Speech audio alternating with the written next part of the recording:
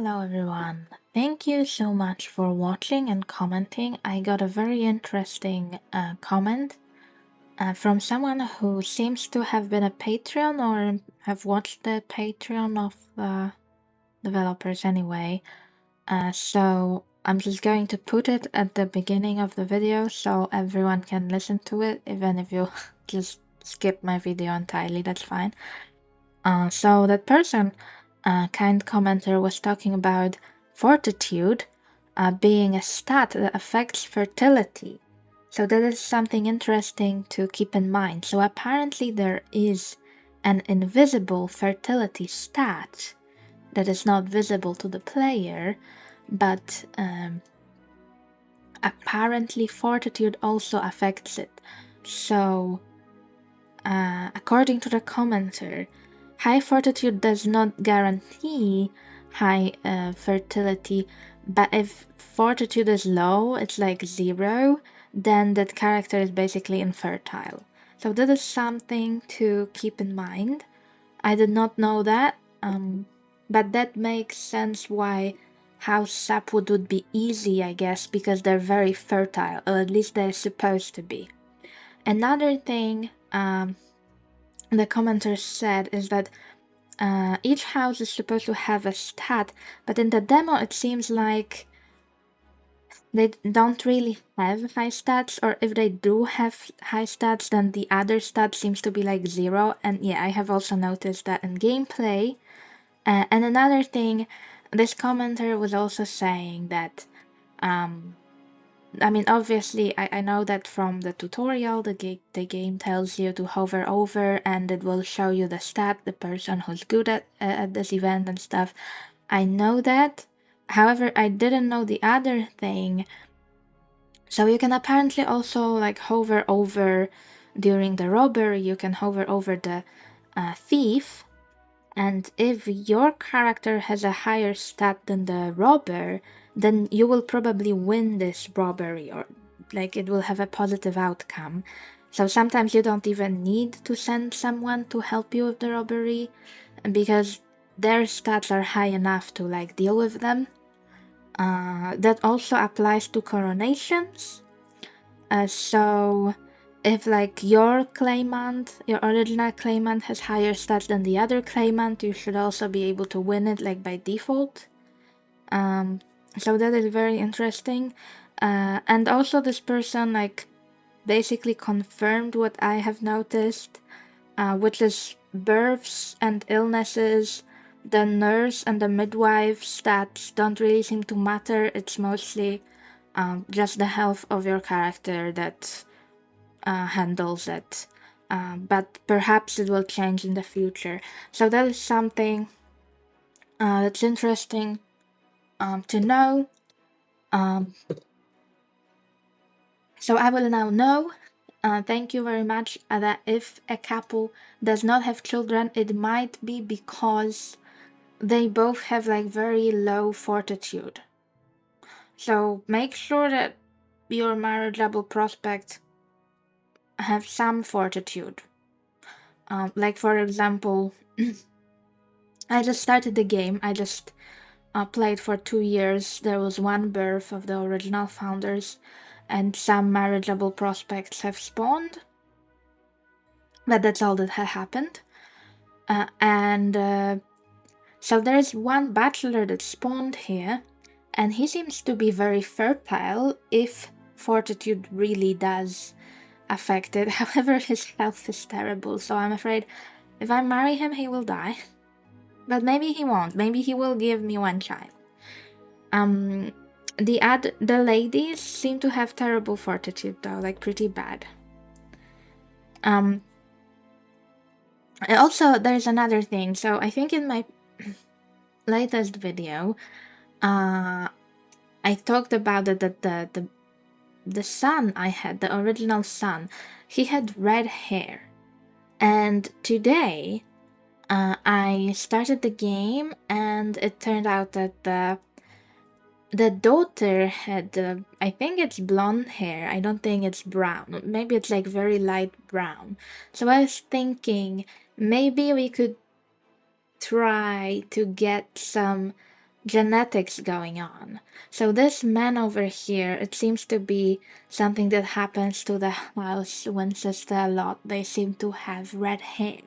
So maybe we can see like if we can pass on like red hair from him. From Peter over here. We have Athene the second and we have Peter. So I would really like to court him with a daughter. For the son, I think I will just go for the crown. She's a bit healthier. The fortitude kind of similar to the other candidate, and she has a crown. You know, I need to have some crowns. Also, it's interesting her chaperone is a marquis already, so maybe we can claim her title someday. I don't know. I like marrying Krankheim because they just seem good overall. Like they are very healthy. They live long lives. So I think you cannot go badly with them.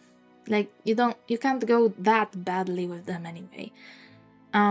So I will go for this guy, but I think I might wait until the family are done with the whole having babies.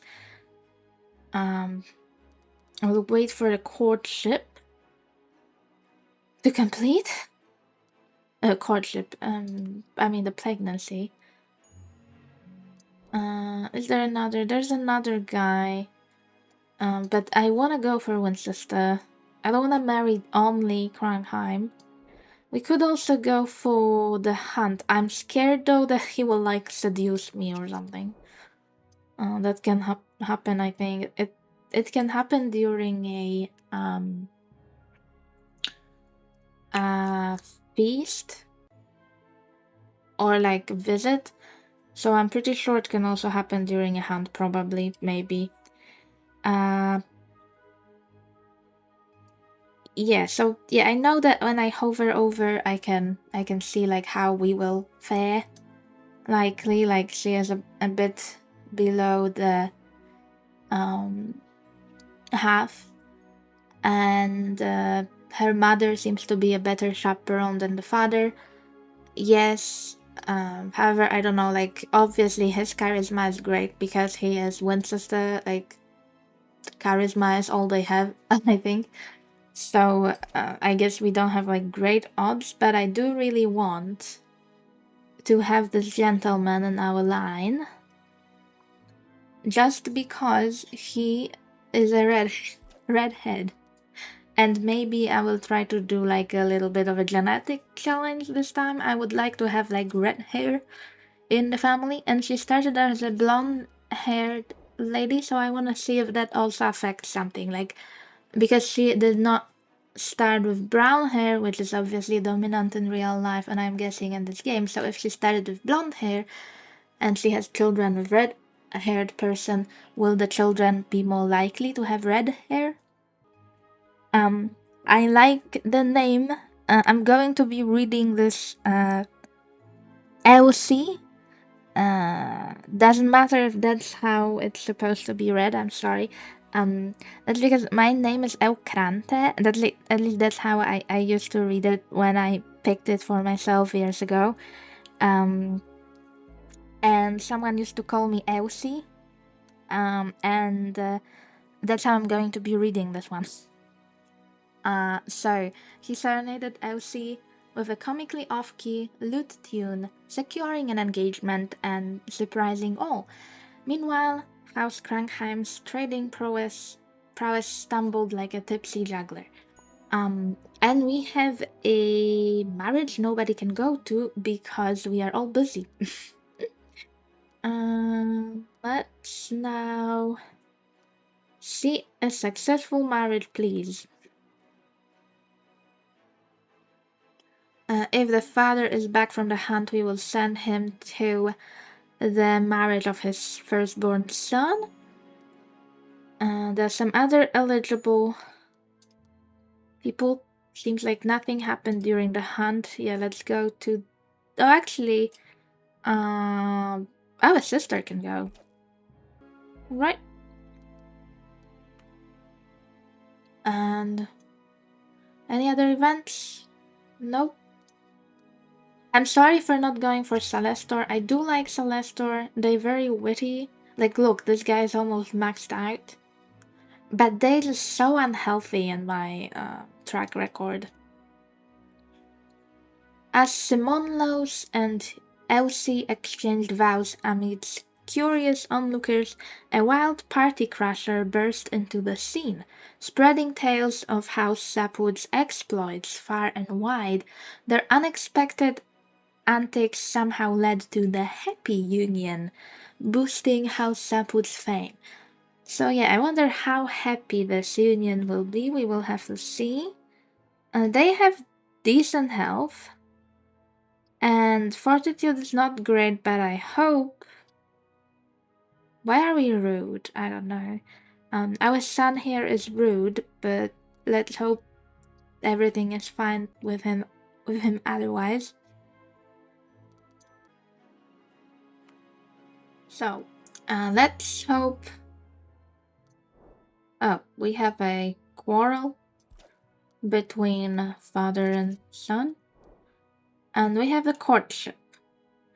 My liege, in the grand halls of House Winchester, Athene cast a fortunate gaze upon Peter amidst awkward small talk and a minor mishap involving spilled mead. Unbelievably, this mirthful blunder led to their engagement, proving Athene to be astoundingly lucky indeed. Alright, perfect. We have another marriage. I do hope they will have children. I want to focus on Athene. Yeah. Oh, well, at least they are pregnant. Elsie is pregnant. That sounds like I'm pregnant. A misunderstood contract and a cartographer's error. Oh my god, they all read. Okay, this is his sibling, his brother, and this is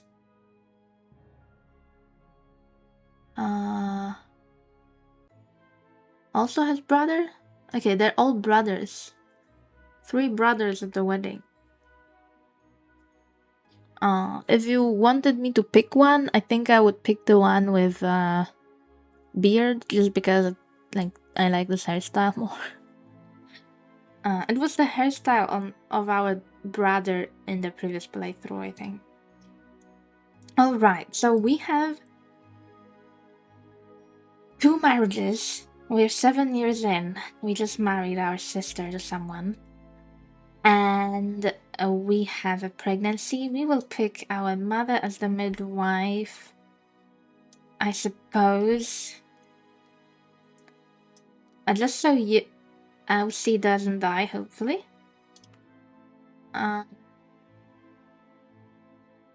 Elsie is my alter ego. Athene seems to have gotten bigger earrings or something, because she's 25 now.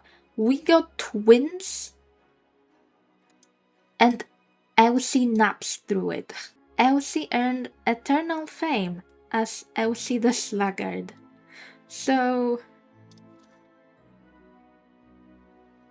oh no, she's sluggard and lethargic. Her health is so bad now. So bad for crime time. I'm afraid Elsie will die. Elsie, you need to have a girl. Like, I need Elsie the second. Oh, this is a tempting tourney. They have a countess there. Someone get pregnant, please. Oh no, Athene, the founder, is already gray-haired. I guess she's not even 50 yet, but she's gray-haired. I'm guessing that means we will not be getting any more children from her.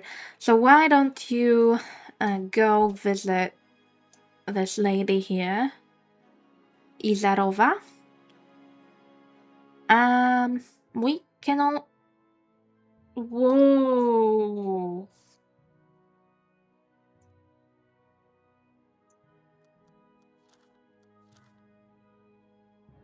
Whoa. She is 105 from House Salestor. That's kind of crazy. I have seen that from Krankheim. I have not noticed that from Salestor. That's such a old-aged lady. So I sent our founders to visits. As Athene bid farewell to Izarova at the grand visit, they couldn't help but chuckle at the sight of Izarova accidentally stumbling into a fountain, soaking themselves and everyone nearby. Oh, the grace and elegance of a House Winchester. Don't laugh at them.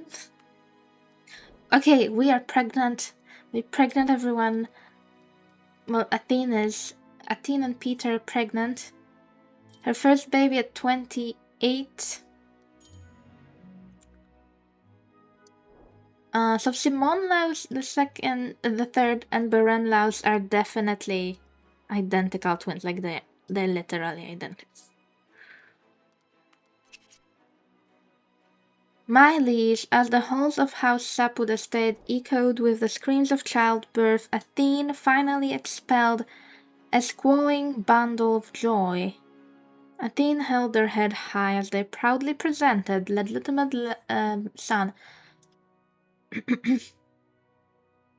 So this is Peter II.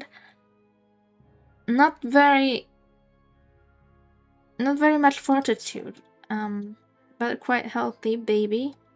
Seems to be black-haired. I'm not sure. Will the hair color change over time?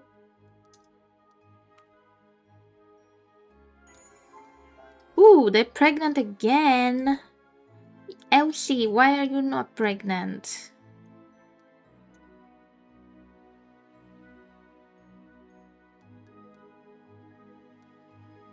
And we also have a fight competition we could attend. Should we do that, or should we do the tourney? Or should we try to collect some taxes? Let's try to collect some taxes really quick.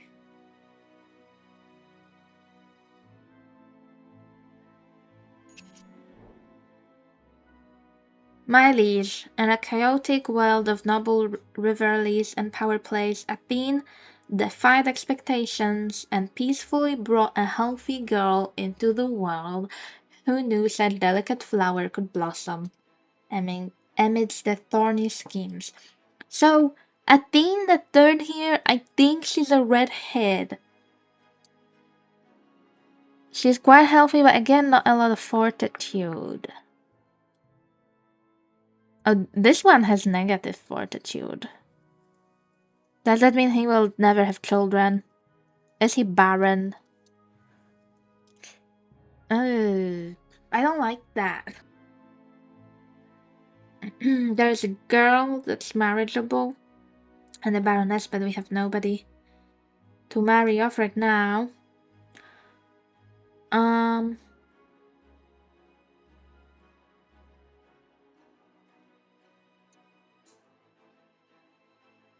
Actually, you know, I don't think we can do the tourney because we don't have any 20-year-old to be squires. Yeah, tourney is kind of hard early game. I think I can do a fighting competition though.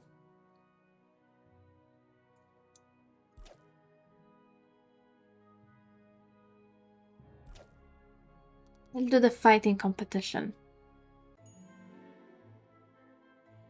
Oh my god, so many marriageable ladies, but I don't have boys to marry off right now.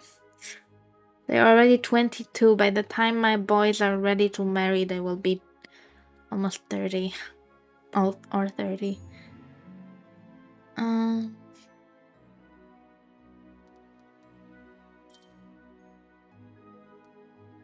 and Peter the second here, he's blonde.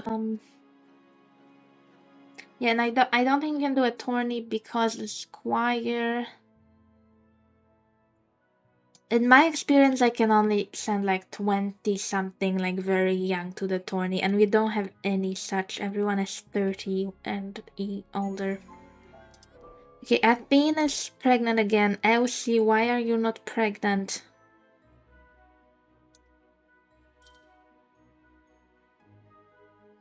Okay, but anyway, this run I'm focusing on Athene. Checking the red hair genetics from Peter, maybe? Maybe blonde hair from hair? We'll see how that goes in the next generation, hopefully. Athene delivered a healthy girl, Lyria. And looks like she is a blonde. Okay, so some genetics is clearly happening.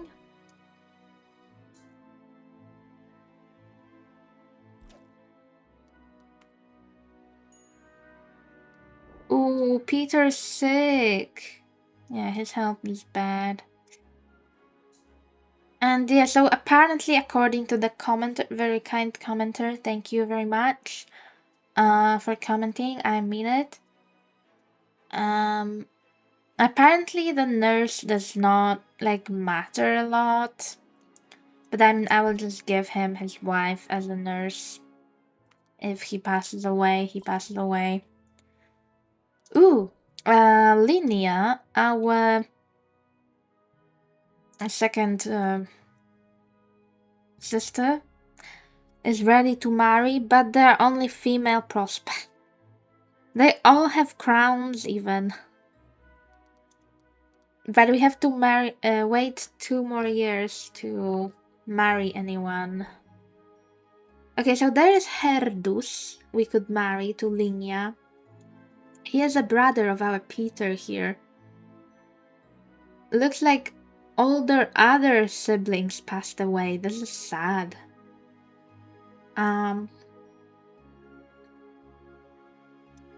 So we like saved Peter from certain death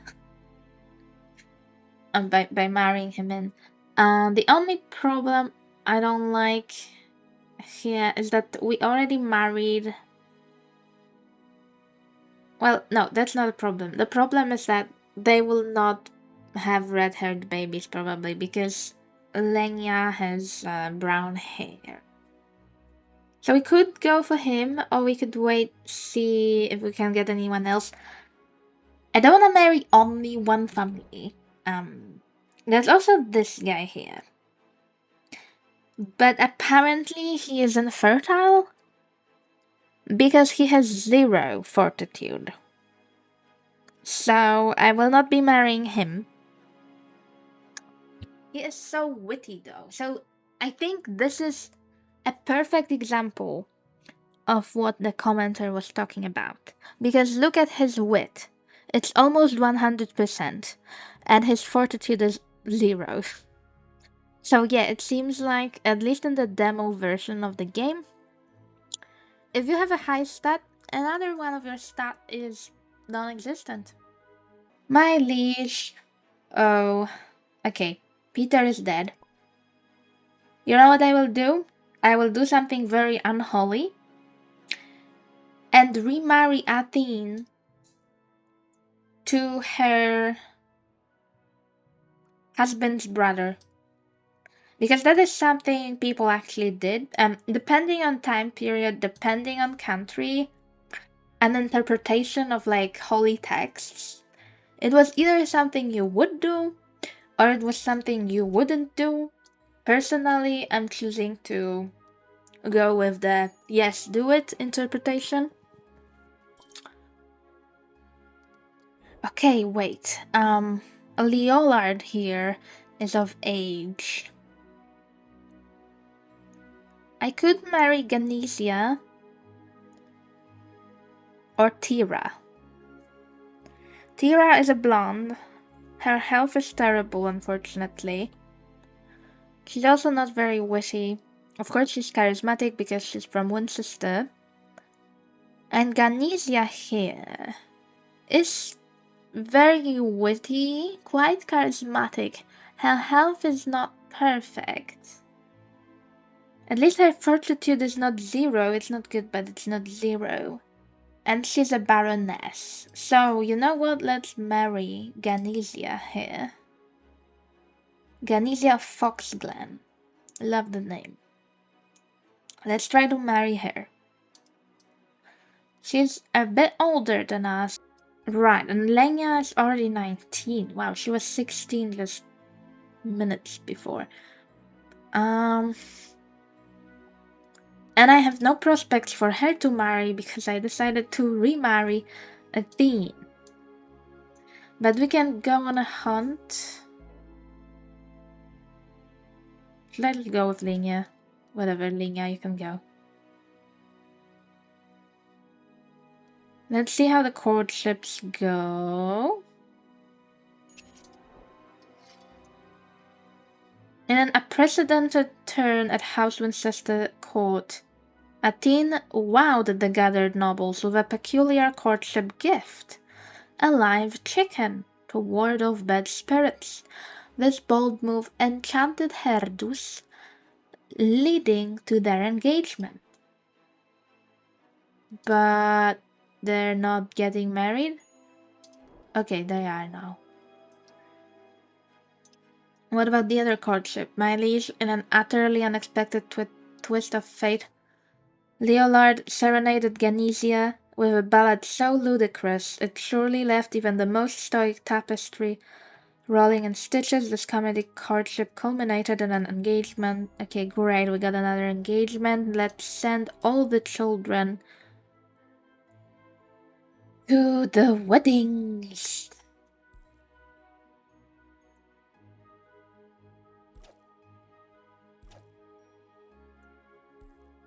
Okay, we can't send anymore. We can only send one guest.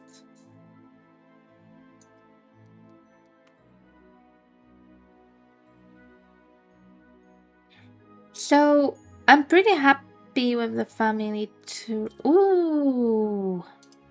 Look at that. There is actually a man for Linya to marry.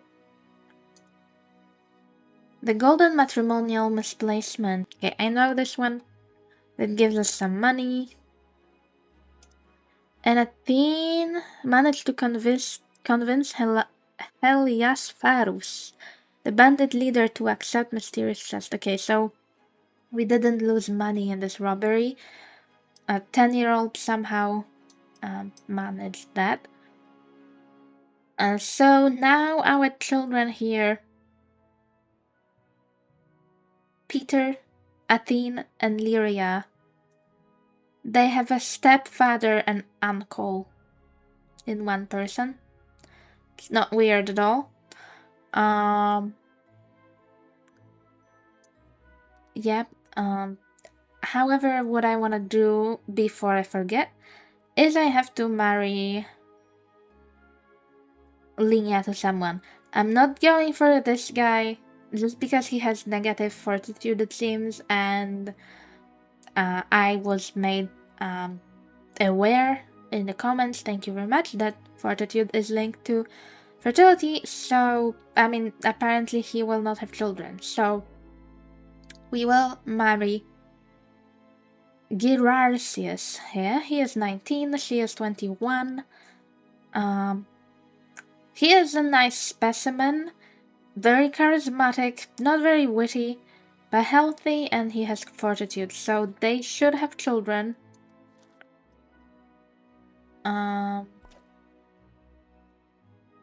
Let's go. And let's hope Herdus and Athene also have children, but I'm not sure because Herdus is chaste. My liege, in a twist of fate, Leolard and Ganesia are now blissfully married after a priest miraculously dodged a fatal chandelier accident, interpreting it as a divine blessing.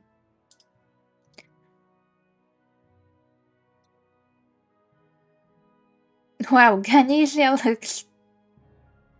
She just looks, unhappy. I've noticed that Celestor looks like they have this like ironic look about them. um, it's interesting. I guess they're like skeptical. Yeah, they're skeptical, I would say. We also have some 20 years old, so we could maybe go to a tourney, but they're only barons, not even countesses, so I don't care as much. Oh no, Herdus is an old man. He's 45.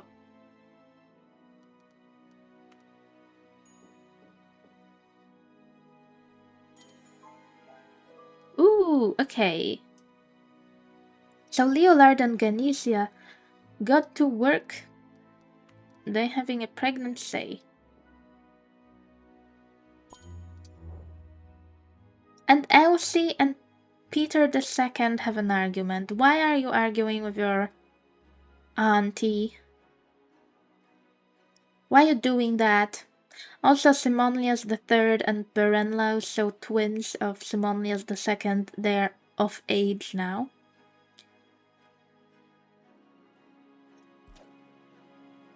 We can send someone to the visit. Why not?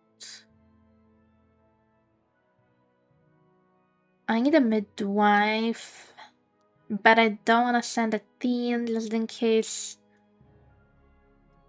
In the off chance she becomes pregnant.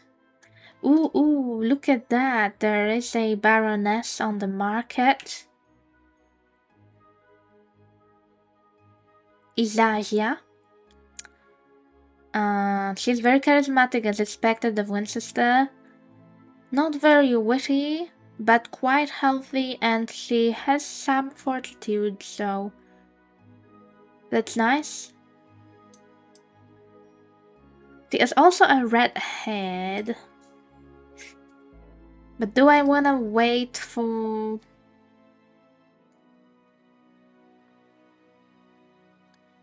Do I wanna wait for this 13-year-old to marry her, or do I want this other one to marry her? Difficult choices, difficult choices. Okay. I'm pregnant, guys. Elsie is pregnant. They had no midwife. They have a boy. And he has no fortitude. So... I guess that means this baby is never having babies of their own. That is very sad. Ooh, they're pregnant again though. They really seem to like each other. One of them is meek, the other one is cowardly. Is that why? Like, maybe that's somehow compatible. Athene, why are you quarreling with your firstborn son? Your only son, really.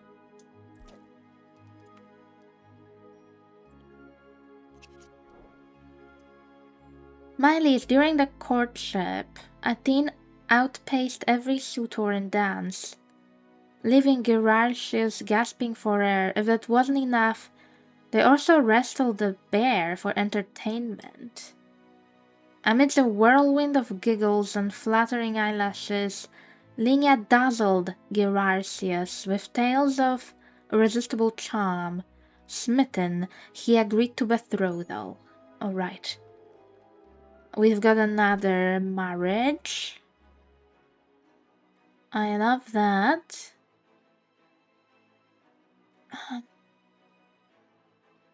There is just one more year. I think I will marry Peter II to Isasia. Just so... You know, he's a blonde, she's a redhead. I wanna do the weird genetic run. In the trenches of labor, with a mixture of relief and frustration, Elsie emerged with the title of the strategist. Okay, so she is now the strategist. That made her even more witty than she already was. Unfortunately, I guess she will not have Elsie the second. As sad as it is, but we can marry Peter to Isacia. That's what I want to do. I hope that's not weird. Is she... She's not related to, like, our branch of the Winchester we already married into, it seems. Or they are not in their stats anyway, so... I'm guessing they're not too related.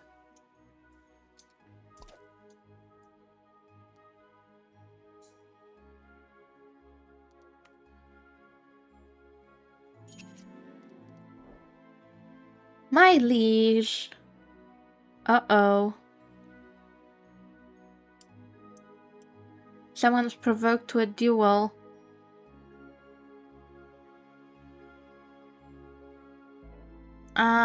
So we got a marriage, but...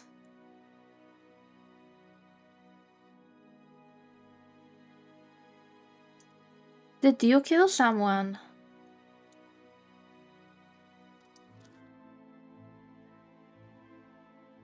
Well, he was not related to us.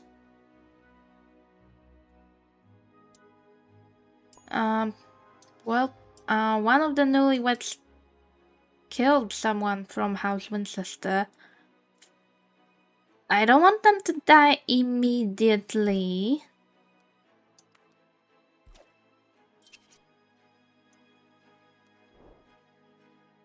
Baroness Ganizia of Foxglen expelled a squalling bundle of joy. Healthy legitimate son again. And he has no fortitude either. Their children are barren, I guess?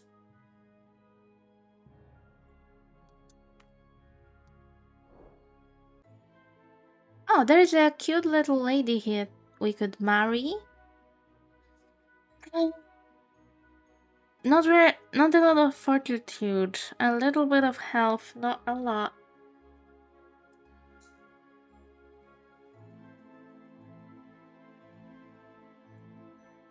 I think that our firstborn here of the son, Simonios the Third, I think he had like even worse fortitude at first, but now he's graceful, so it helps a bit. So maybe he is not barren. I suppose we can marry him to Avirilla here. I will wait just a bit to see other prospects, but I'm open to marrying him to Hair. There's a man to marry. We could marry him to maybe Athene, the third. Astonishingly, they managed to miss each other. Good. Thank God. Good, good, good. Wow. Linia has negative charisma. She's gloomy. And she has no charisma. I can sort of see her. Maybe she was thinking she was going to be a spinster or something. Like, she was the last one to marry out of her siblings.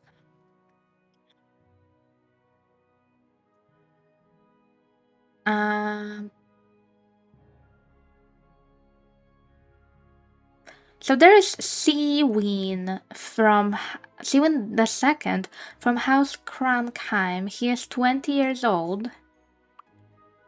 I like Krankheim.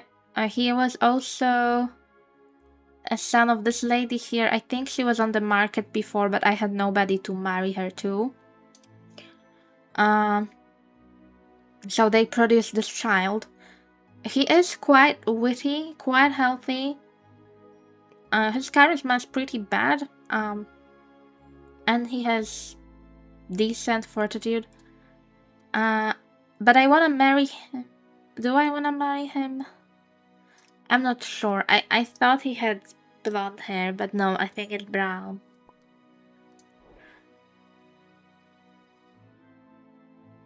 Okay, first of all, let's see how the Isasia courtship is going for our young Peter II. Isasia agreed to an engagement, and she is the strategist for navigating the tangled web of suitors. Okay, good for her. Let's go to the wedding. Let's send the little sister of Peter to his wedding. I guess she's like a flower girl. We are also invited to a visit by a single lady who's 42. I hope we wouldn't get like seduced by her or something. It might happen though, but okay, I'll take the risk. I'm taking the risk. I will marry this girl, though, probably. Ooh, there's this girl too. So many choices. Early game, I feel like you're getting a lot of choices because obviously you don't have that many characters. Later on, it feels like, especially if you have a lot of girls, you feel like there are no battlers.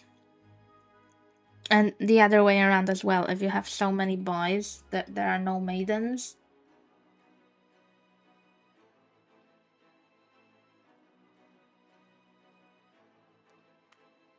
I might go for her instead. But I do like Avirila too. Maybe I can marry both of them. One to one brother, one to the other brother. Oh, Herdus died. You know what? I shouldn't have remarried Athene at all. Feels like a waste. They exchange vows. Alright, so the first one of generation 3 is now married. And Ganesia had a third child, this time it's a girl. And her fortitude is again terrible.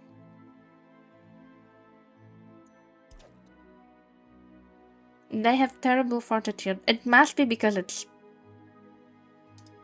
just must... Well, they both have pretty bad fortitude, but it's not like negative. Alright, so let's marry Simonlaus III to Avirila, and I will marry the other twin to the Crankham ladies. We got a small amount of gold, okay. Yeah, let's marry her. He's not his daughter, actually.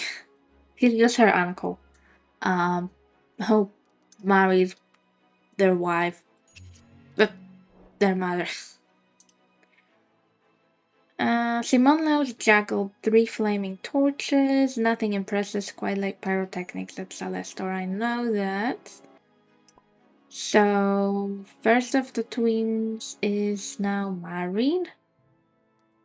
Also, both the daughters of Athene are now of age.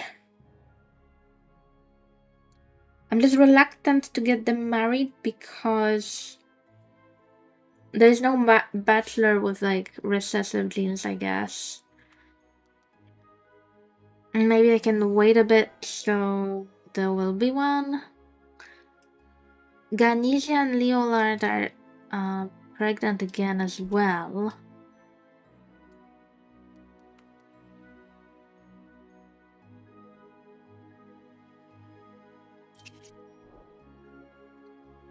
Heroic Tales melted her heart. And he's benevolent. Right? The heir arrival. And we have a baby girl for generation 4. That's the first one. Can't really tell much about this baby yet. Obviously, it's a baby. Let's marry him. Look, maybe I shouldn't have. There's another one. Godfrey. He's Godfrey. Okay. He's a redhead, so I'm marrying him. I will marry him to Lyria, I think. She's a blonde, he's a redhead. I wanna see how that goes. We need some sort of a chaperone.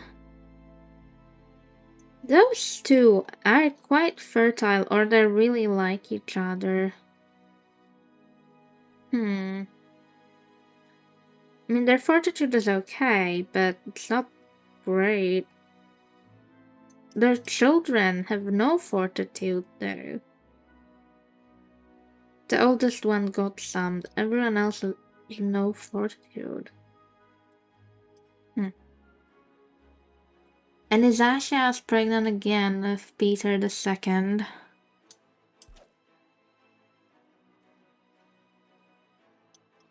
There's a hunt we invited to. Why don't we go, I suppose?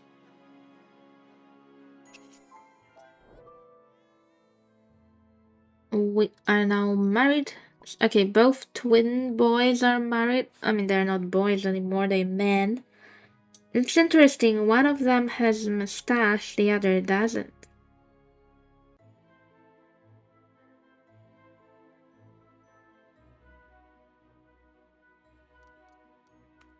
And those two are pregnant again.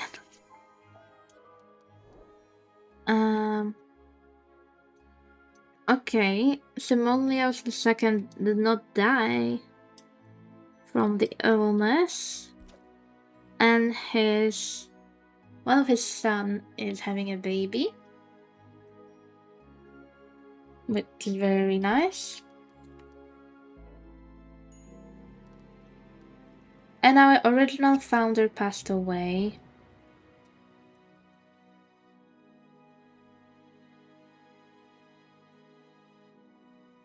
Baroness Isacia of Torchlight Tower delivered a healthy boy, and the boy is a blonde. We can see from the beginning. The other one has black little hair sticking out. Linya is getting robbed. Why are you getting robbed, Linya? Yeah, well, maybe your nephew can save you? I don't know.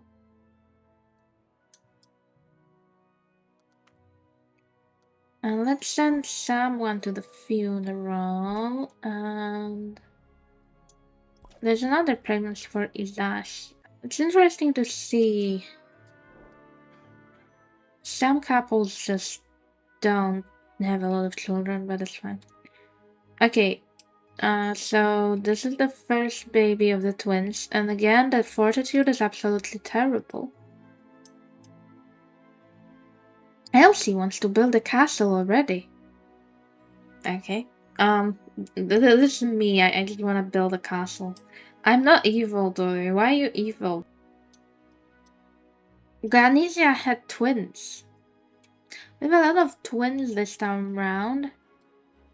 But yet it's another no fortitude child. Do children just have no fortitude because they cannot reproduce? Or what? I have no idea.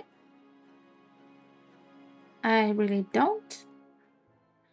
And what's certain though, this time around we don't have a lot of crowns. We have some, but we don't have a whole lot of them.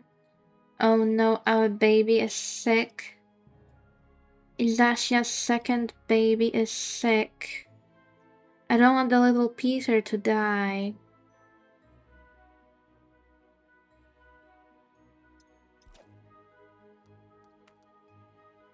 But apparently the nurse doesn't really matter as much.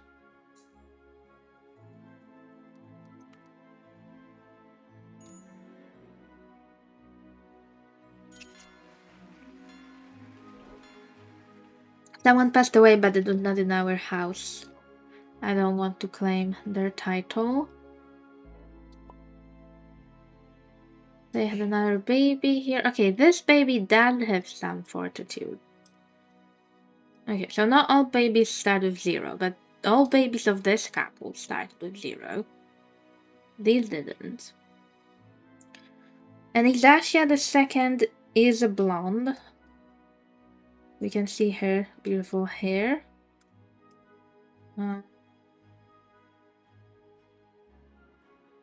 no, I missed that.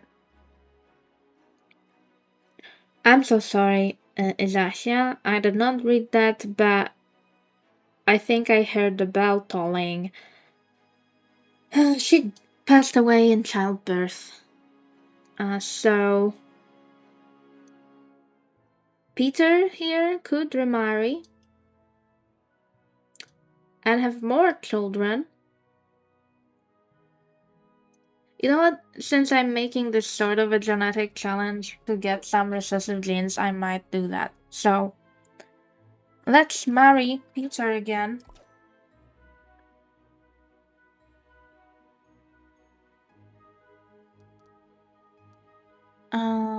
We need to collect taxes, but nobody can right now, I think.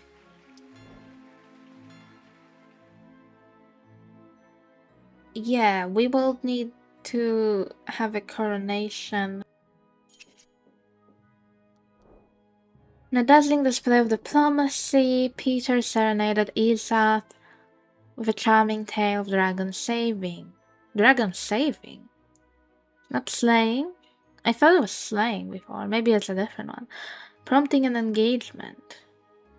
To cap it off, they even brokered peace between quarreling courtiers.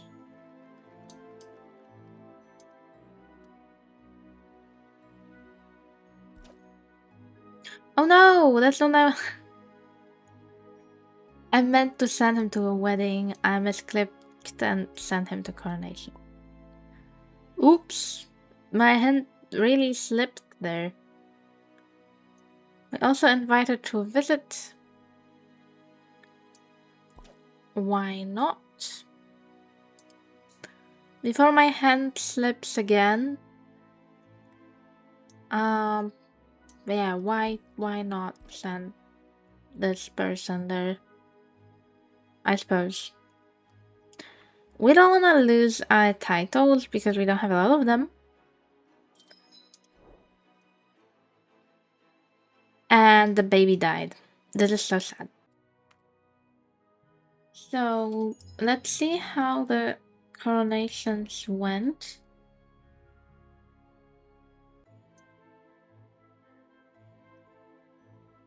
In their bewilderment, declared Zacia the Lightful heir to her mother's barony.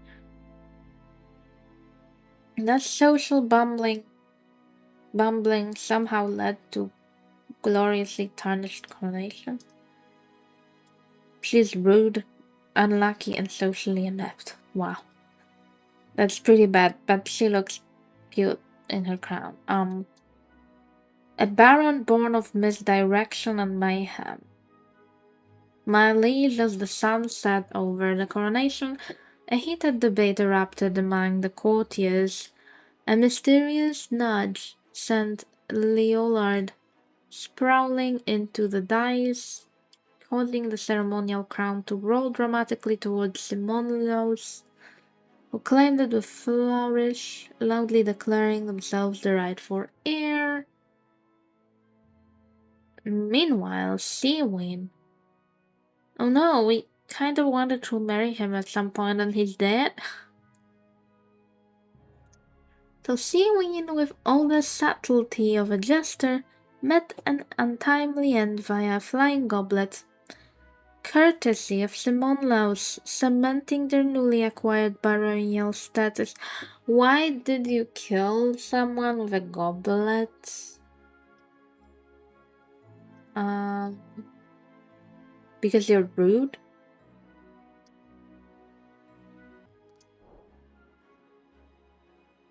In a twist at the House Winchester court, Lyria rudely interrupted other maidens, claiming Goffrey with a bold declaration of love, leaving other suitors as stunned as pigeons hit by a wayward carriage.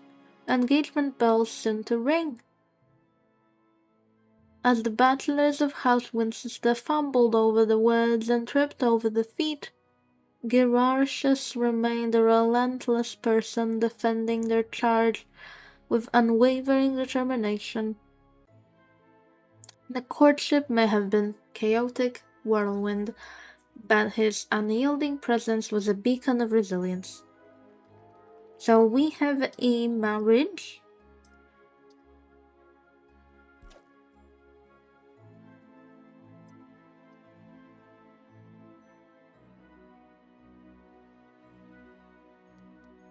We need some male prospect.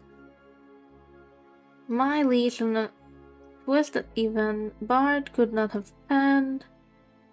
Peter and Esau exchanged vows. Okay, so right, I remarried him. That's what happened here. And our founding lady Athene passed away. She was 1 year older than her husband. Let's send one of her grandchildren to her funeral. We are also invited to a hunt.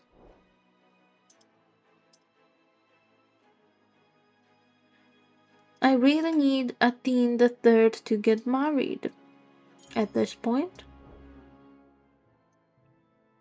Misunderstood contract and cartographer's error. I think we already got this one today. So there was some misunderstanding with whose land is which land is whose. The unexpected spectacle became the talk of town. Okay. I need some marriageable prospects that are not infertile, probably. Speaking of fertility, we have a pregnancy. So this is the first pregnancy of Peter with another wife.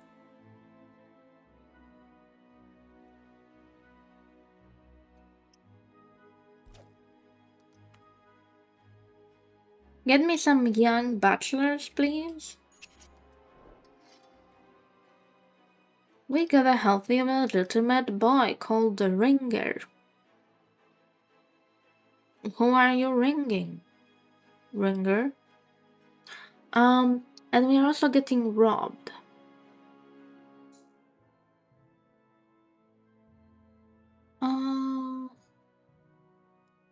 Yeah, maybe let's not get robbed.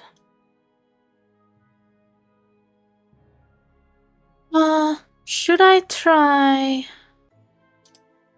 Well, I don't wanna try, but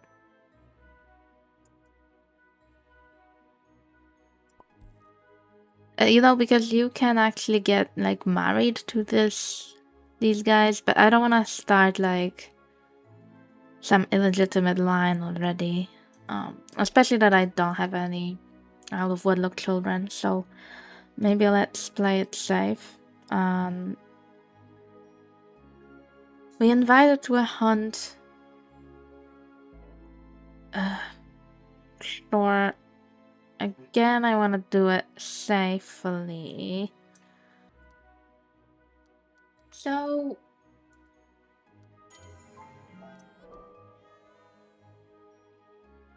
we have an eligible bachelor here. That's actually perfect. That's what I was looking for. But we also have a second pregnancy for Peter the second wife. I don't want to like go into details about the relations. It's a bit weird, but it's okay. So it's only weird from the children's perspective, I think.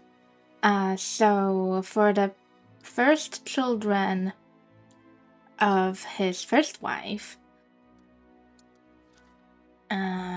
is Asha, right? Isaac here is their stepmother, but also their aunt. And yeah, they're also getting children there, so there would be their half siblings and I don't know, other maybe, I don't know. But anyway, they're having children, so that's fine. I'm like trying to see how genetics works. It seems I have been getting recessive genes uh, well, quite well. I've been having them quite consistently.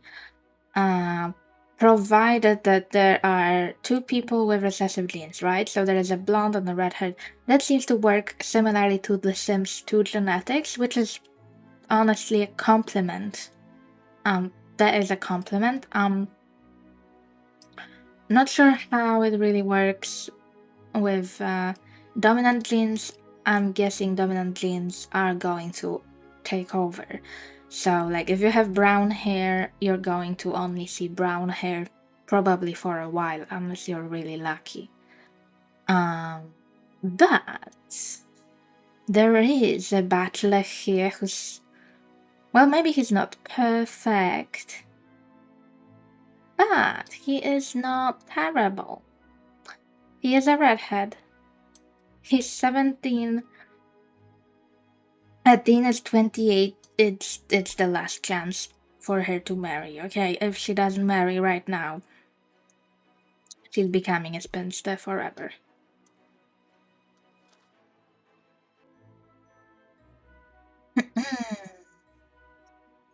We got a healthy, legitimate boy from these two. That's their first. So the twins have not been extremely fertile so far. Each of them had only one child.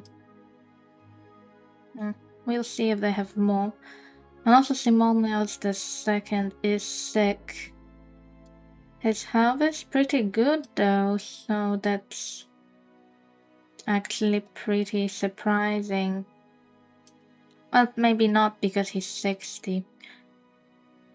Who would make the best nurse? She would. Ganesha. Apparently, they don't matter as much as I hoped they would. Midwives and nurses don't seem to matter, at least in the demo.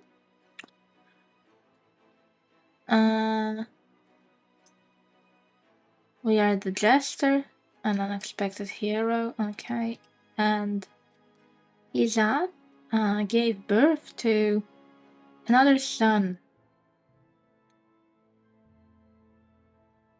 She has not had her namesake yet. I don't know if she will get one. Maybe.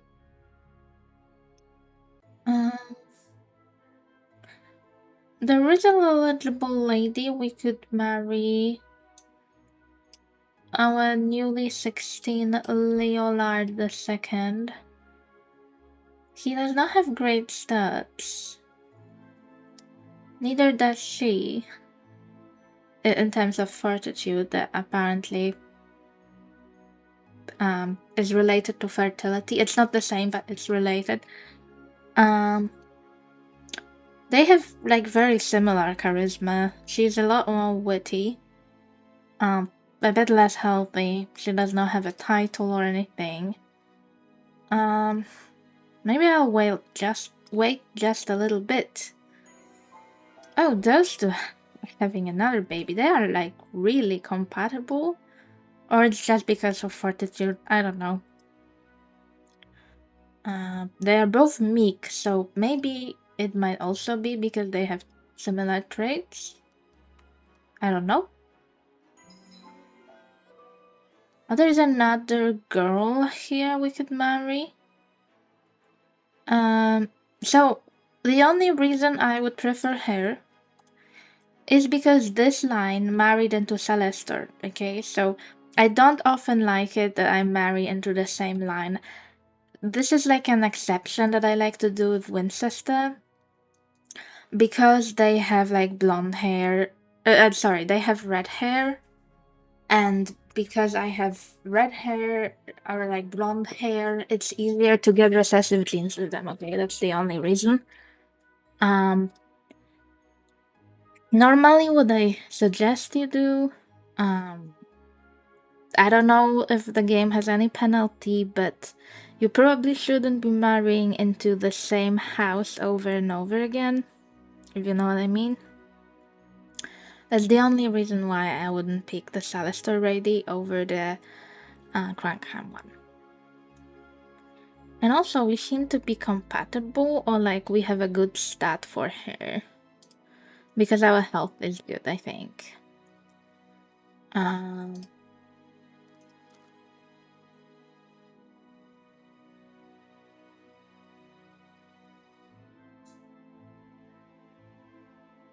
She is very healthy. We are very healthy. She's a bit more witty than we are, less charismatic. She has a bit more fortitude, but her fortitude is not perfect. And I'm going to bet all their children are going to either have brown or black hair.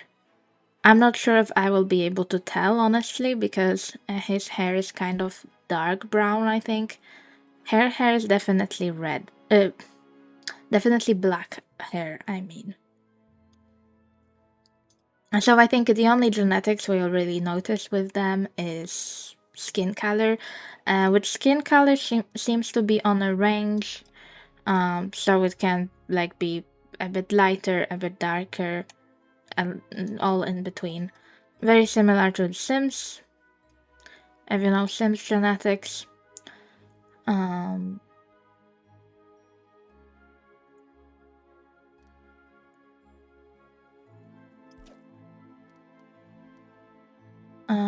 Okay, so our twins are getting another child, and I know Elsie here wants a castle.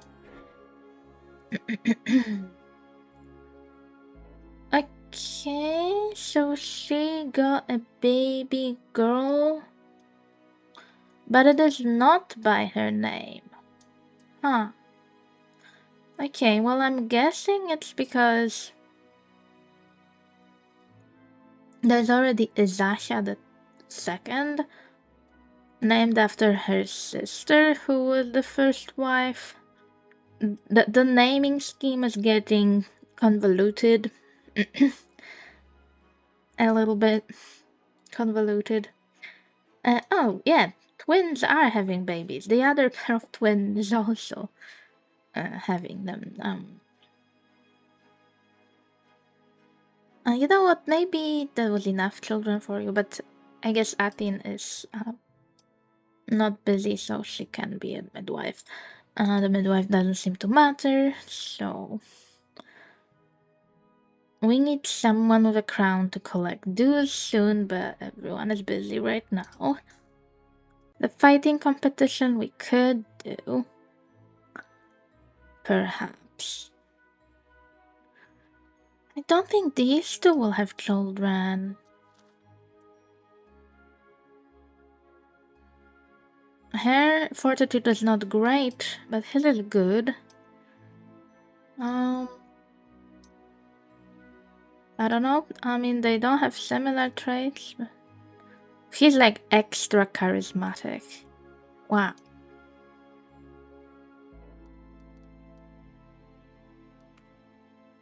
There's this man to marry. He's very old though.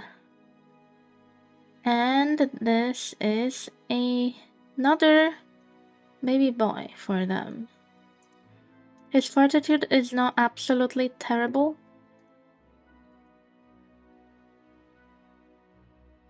We can send someone to this visit maybe soon. Maybe soon. I'm just letting the time pass a little. What about the courtship? Leolard serenaded Johans with a charming tale of dragon saving. Okay, so it is dragon saving. Why did I think it was dragon slay? Hmm. Hmm. Hmm. Hmm. Hmm. Hmm. Hmm. Oh well. Maybe fortitude goes a bit up for children, like naturally. I don't know. I swear most of those were born with zero. Like those two. This one still has zero. This one doesn't. Hmm. This one has zero. This one doesn't. This one has zero. Hmm. It's just so weird because sapwood is supposed to be the fortitude, one of the fortitude. Okay. Well, I'm not sure whom I should send this visit. Um, and that's interesting. I mean, that's like totally random, probably, but one twin brother got two girls, the other twin brother got two boys. Pretty terrible fortitude, almost all of them, besides one.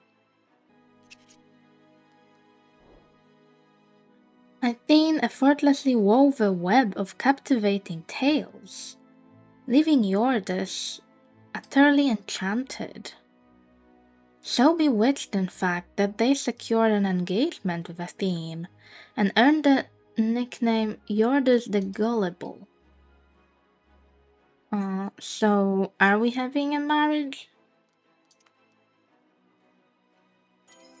Okay, we are. It took a while to show up, but we got it.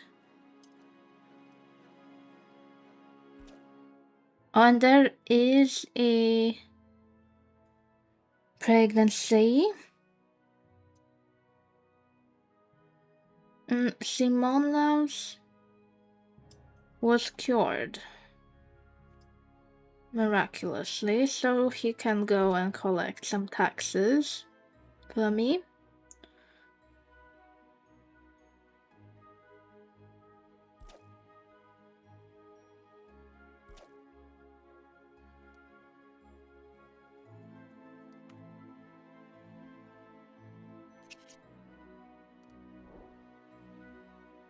Everything was empty, of course. Like, what's even the point of going? They found they found themselves miserably betrothed, and maybe that's because someone died during the wedding. Because the mother of the bride, the mother of the bride decided to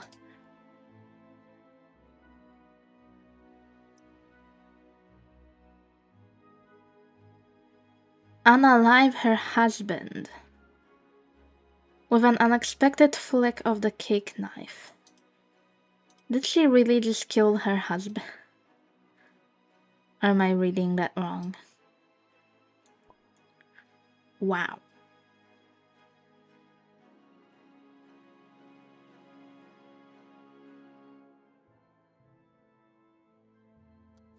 They look terrified.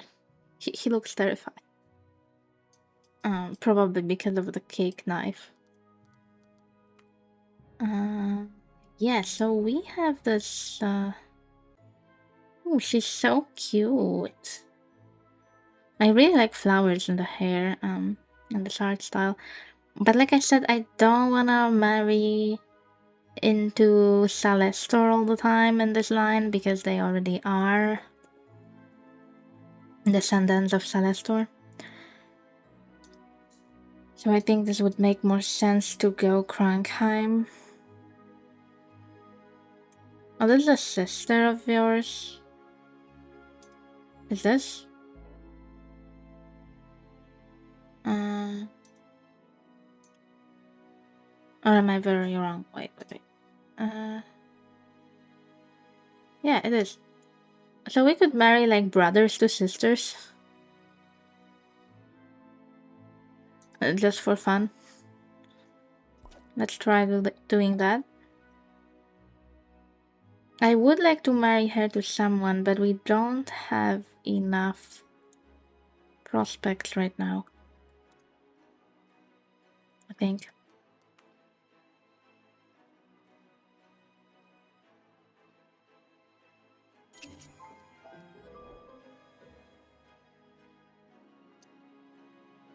We got a legitimate girl from Lyria. And there is a pregnancy for those two already. Those two are not having children.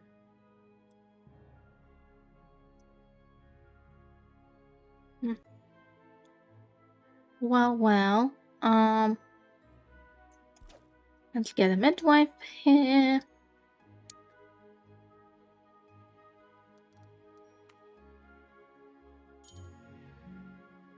Oh, there is a bachelor from Krankheim.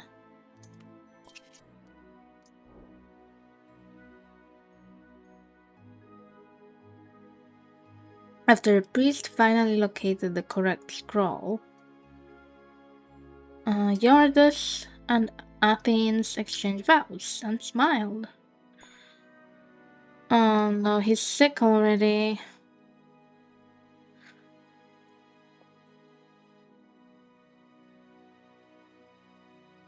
He's going to die.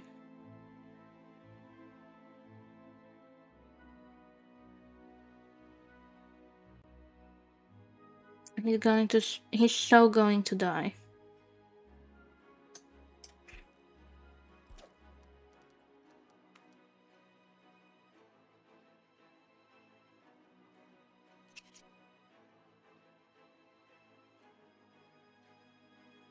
Okay, we get Johannes the second by getting another baby immediately. They are, well, I guess compatible somehow. And the game wants me to split houses already. And we got another court check.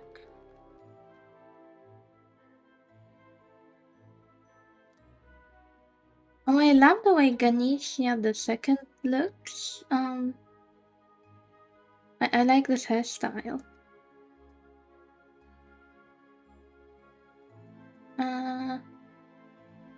Ooh, there's a bachelor on the market.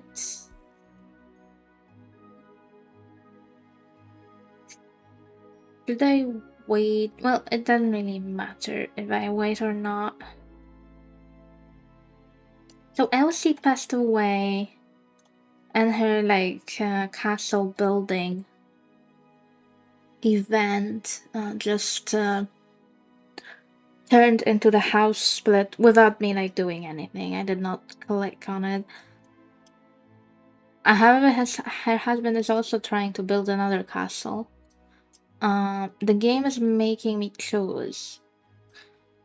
And I'm actually choosing Athene because I want to see genetics today, so that's where I had the recessive gene from the beginning.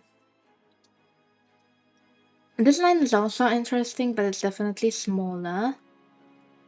Which is not bad. Smaller is not always bad in this game.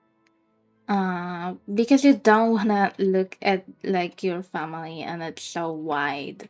You have to walk around all the time, everywhere. You know what? I think I will marry him to her.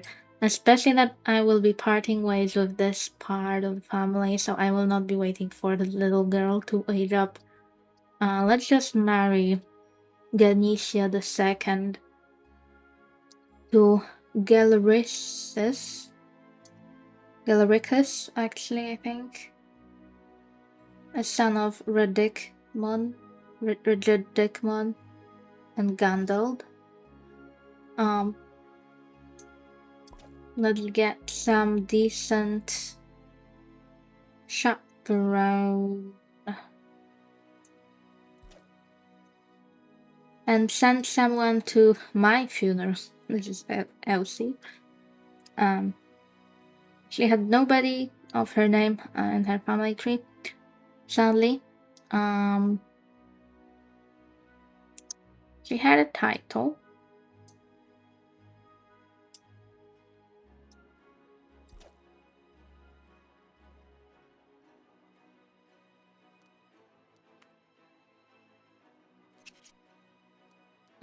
What do we have here? Another baby?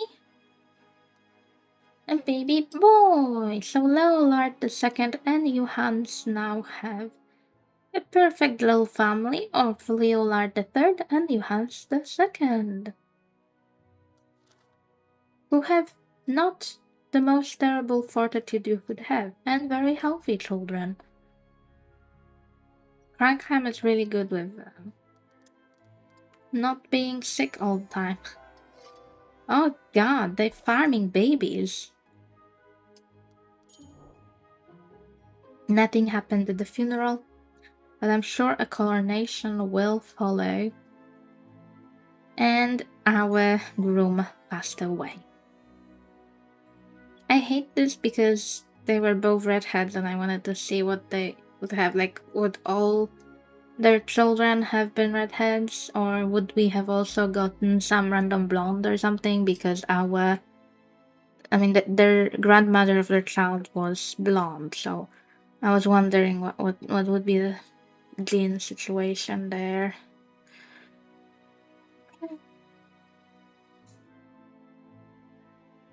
Let's just marry a Crankham, I guess. You already had one husband. You could be your own chaperone at this point. I feel like at the wedding, as the wedding bells chimed and vows were exchanged, House Sapwood cunningly added the sliver of land to their domain. In a twist that even the bard could not have penned, so Lolas and Roos exchanged vows under reluctant blessings of the priest.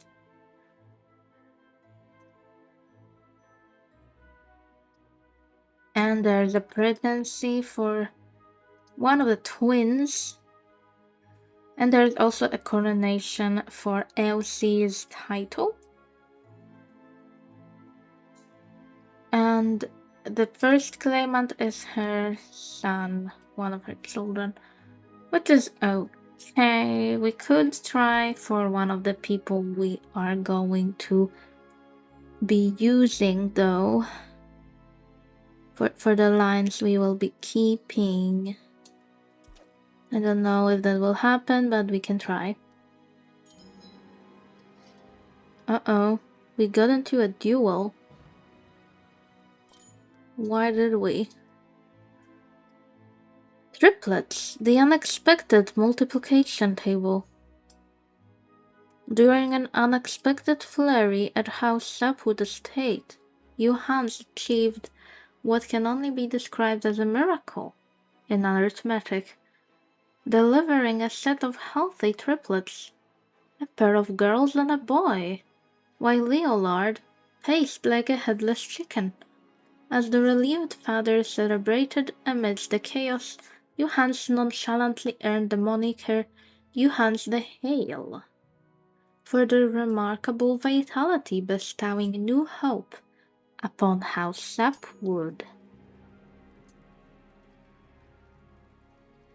And their fortitude is not terrible. And there is also a death in the family. This was a theme.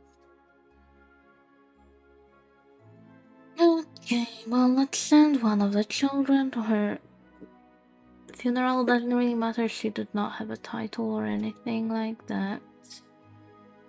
And also Ganesha died.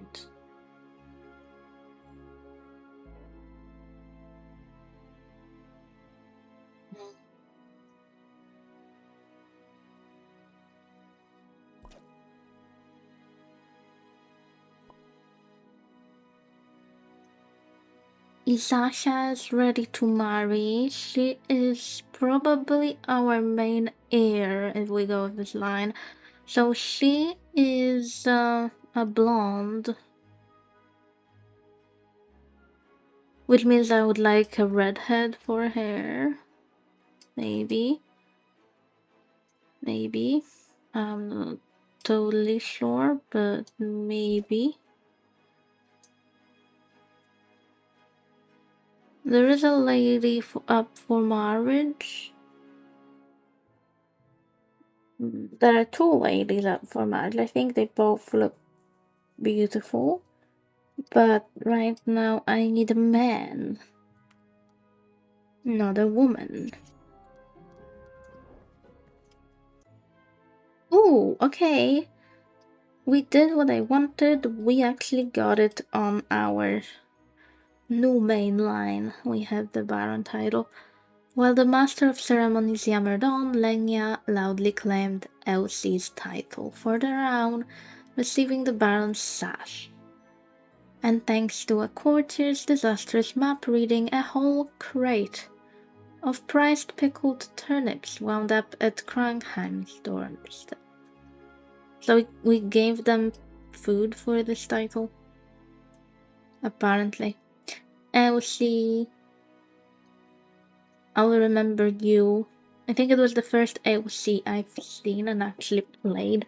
I didn't know this name was like name in the game. So far, we're keeping some titles list. When plants fall flat. Oh no. Um, I'm so sorry for you too. You did not have that baby.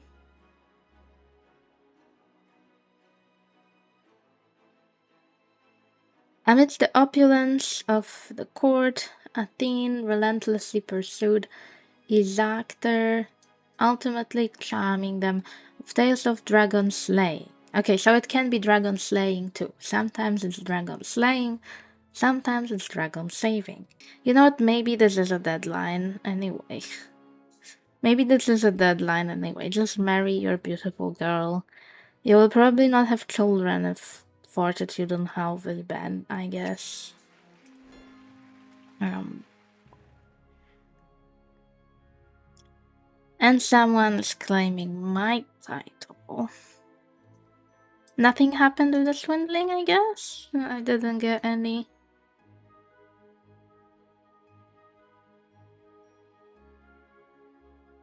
Uh, Leonard managed to graze the round cheek, while Henricius tripped over a sheep, and we got a interesting facial spa. We're cowardly. Oh no. Right, so there will be a coronation for Ganesia. Her title is supposed to go to Leolard, which is okay, but I also wouldn't mind if it went to someone else. Just in case we are left only with this line, I will just pick someone from this line. Because at some point we will probably have to pick just one line. Just because of how the game works, really. At some point, yeah, so the forced to pick just one line. There is a Krankheim we could marry into.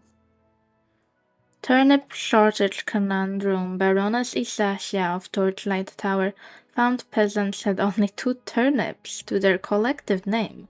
One was carved into a regrettable likeness of Isasia themselves. In lieu of payment, they handed over a goose feather and several promises of next season. Now every nearby noble can't stop whispering about the curious case of empty wagons. Well, we are really terrible at earning taxes.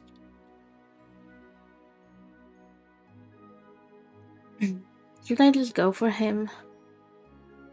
Maybe there's a pregnancy here, though. Lenya had no children. Her health fortitude was not great, but it was not zero. And her husband had good fortitude. So, I don't know what went wrong here. Is this fortitude considered like terrible? Really sad she didn't have any children. At all. Especially with her siblings having. Oh. At least 2 each. So, a bit sad. Oh no, we need so many butlers. Right, because I had twins here. And they just became of age. I need at least 4 butlers, really. And this one's also on the market now. You know what? Let's marry this guy into the Celestial line. It doesn't really matter which one.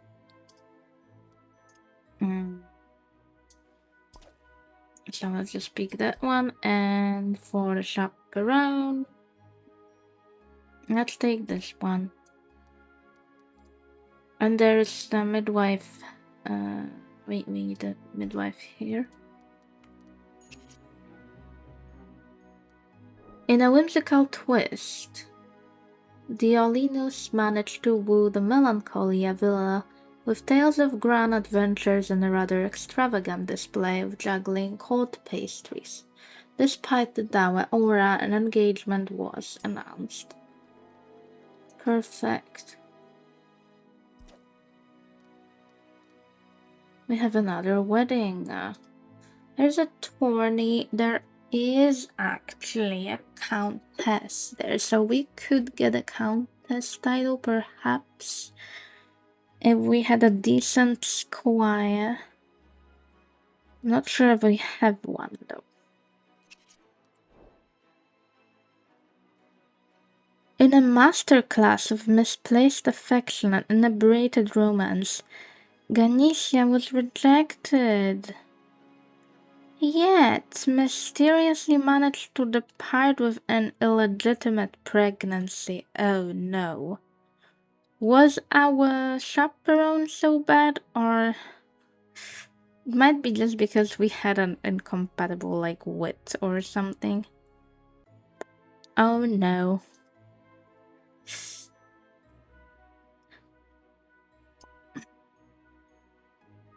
Ganesha, you're going to be promiscuous now. Aren't you? Okay, Leolard got the crown of his mother, that's fine.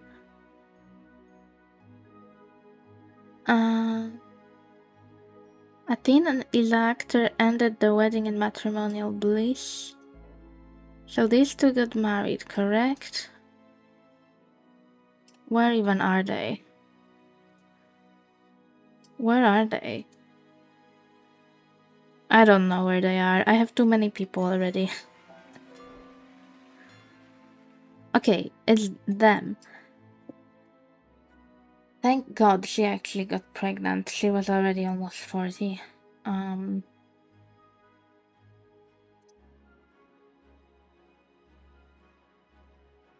Are you promiscuous or you're not promiscuous?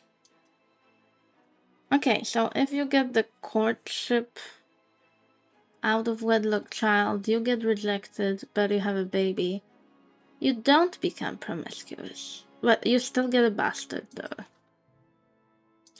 I hate this man. If there's ever a conquest, I am conquering him.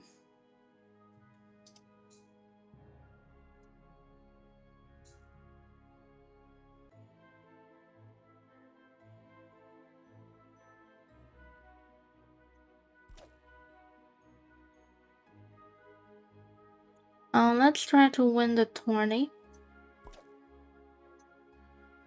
We are getting robbed as well by a lady, so it's better to send a lady, or we might get like seduced or something, I think. But also, I don't want to send my main heir, let's say.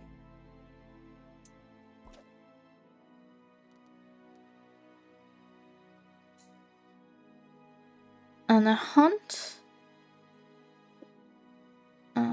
Sure. I don't really mind a hunt. Ooh, there is a lady on the market and she has a crown. She is so cute. Oh, I just think Krankheim wearing a crown and a flower in their hair look very cute. Um, okay, they have a child.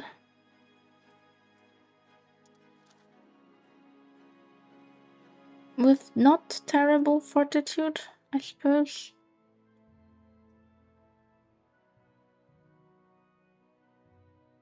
They got a healthy girl. Deliria. This name again.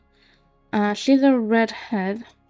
The last time I had Deliria, I believe I called her Raffaella after someone's suggestion to call a baby girl Rafa. Usually I do the opposite, and wait for titles, but today I'm just marrying them ASAP. The art of wooing with a pigeon. Amidst the glamour and powdered wigs, Vanilna, in a stroke of unmatched brilliance, sent a pigeon carrying the most exquisite love note across the ballroom. Isaactus, baffled by the audacious airborne message, found themselves instantly charmed by such avian eloquence. When the pigeon elegantly perched upon his shoulder, they couldn't resist proposing, admiring her knack for communication and flair.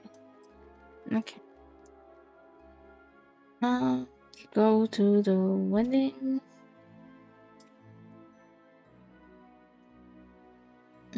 We can marry in 4 years. The soonest. Unless one of our current wives die. Okay, they are now married. Did she lose her flower? I swear she had a flower in her hair. Maybe I'm tripping. Oh wait, he could actually remarry. Huh. Do I remarry him? But he's already 50, it makes no sense. I don't want to do that. This guy. He already rejected me, right? He already rejected me, and he's on the market again. This family tree is going to be stupid. It's going to be really silly. So you didn't want this girl. Would you like her younger sister by any chance? That's not creepy at all. So who is my best chaperone? I think her. And she's from the same house, so I don't know if that matters, but... Just don't tell me it ends the same way. A pregnancy. And a robbery. Ganesha arrived with a cart full of wine, turning the perilous situation into an impromptu festivity. And we managed to convince the leader to get a chest, and we got gold out of a robbery. Athene defied expectations and peacefully brought a healthy baby girl into the world. So the father is black-haired, mother is a redhead, and the baby has brown hair.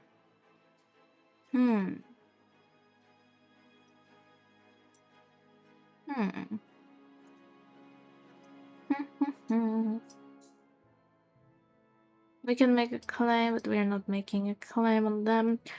We can collect taxes, and we should definitely do that. Who can help us? Who can help us? You can help us. It looks like LG Bell here has like the best stats that we need all the time. And we're invited to a feast after that hunt, I think. That's why. Sure.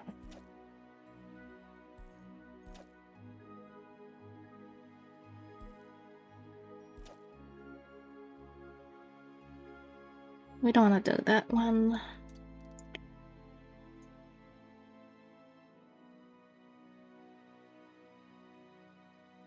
Greatly delivered a healthy boy.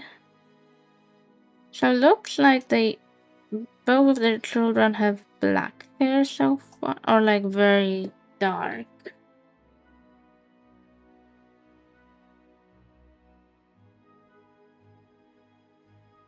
When does my youngest boy age up? In 3 years? In 3 years. I don't think she will stay on the market for so long. They exchanged vows and smiled.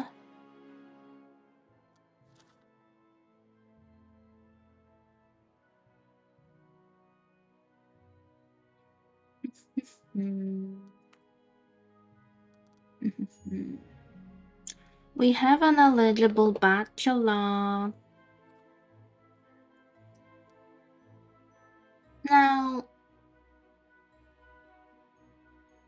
there is one thing that I think is pretty unrealistic if the game doesn't take it into consideration.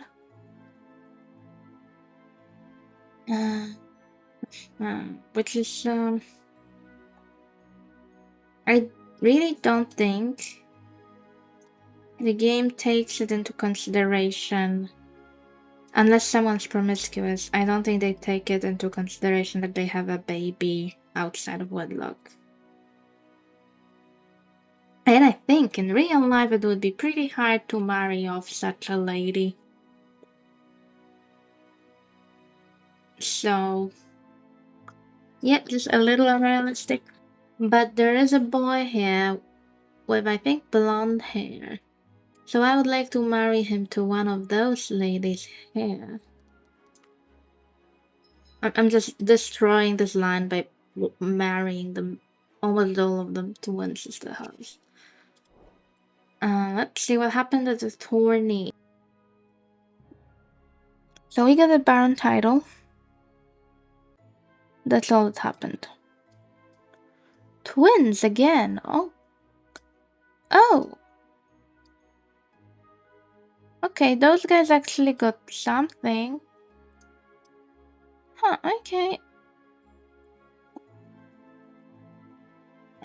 As the entire estate erupted in shrieks, clattering buckets, and nurse-led chaos, Avila managed to doze serenely through most of the pregnancy, snoring louder than the midwife's battle cries. Diolinus, meanwhile, handed out pastries to every passing servant and tried juggling swaddling clothes, leaving all breathless except the twins who arrived bellowing. Thus she is a sluggard because she was sleeping. She's also lethargic. The fortitude of the babies is non-existent. One child seems like has the father's rosy cheeks. Let's see if he takes us.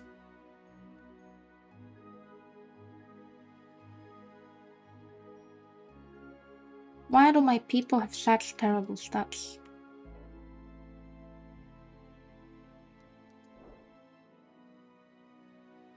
The redneck girl, we don't have any bachelors really.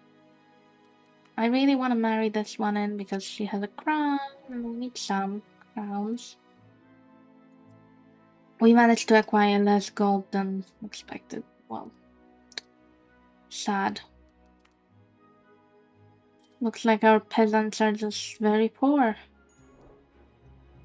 No, she disappeared. Well, now he became an adult, let's say.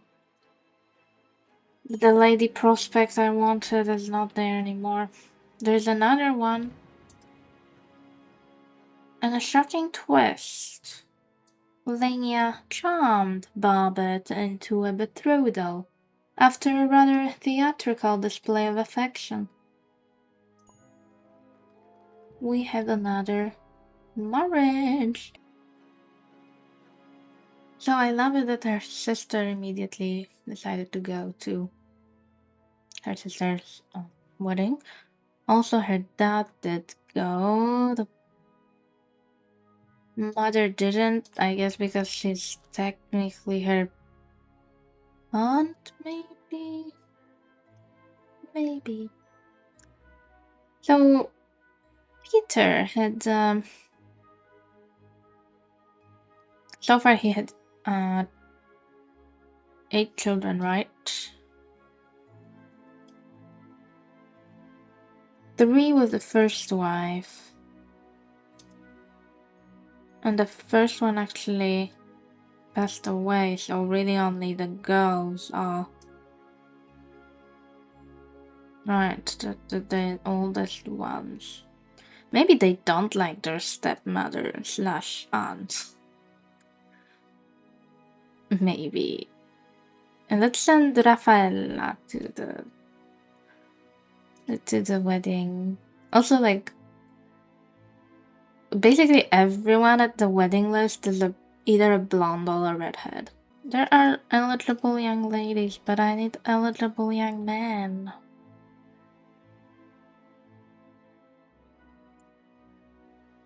On a spectacular display of indifference, Gilricus ignored Krina's flattering fan signal, choosing to weep over a wilted rose.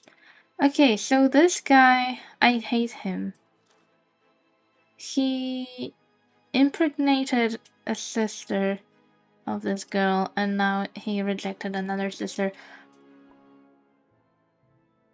There just seem to be guys like that just choose to ignore everyone.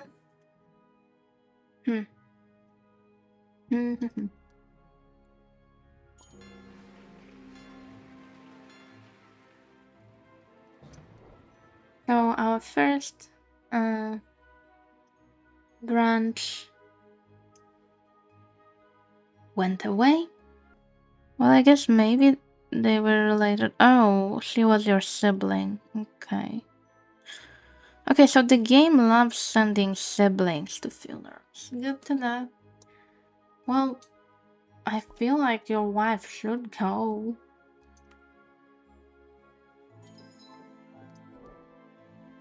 Love, timber, and an overcrowded cart.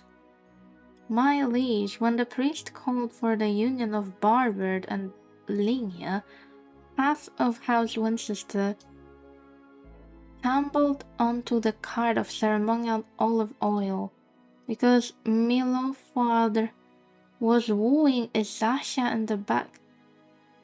What? Wait, what? The wagon groaned, wheels snapped, and streams of oil splattered guests and gowns alike. Nevertheless, Barbet and Lina sealed their vows amid the chaos, grinning, slippered, and slick as eels. Why was Melofather wooing Isasha?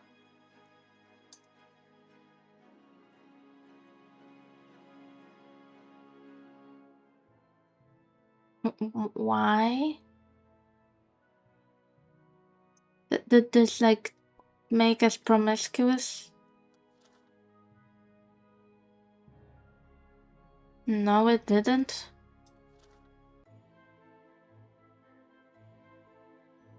Okay, I am confused.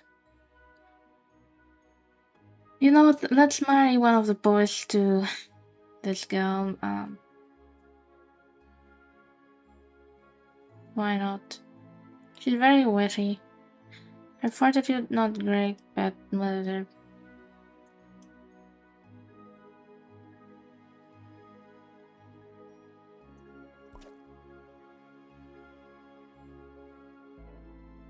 I wanna wait with the other one though, in case we get like a baroness again. And then we have nobody to marry off.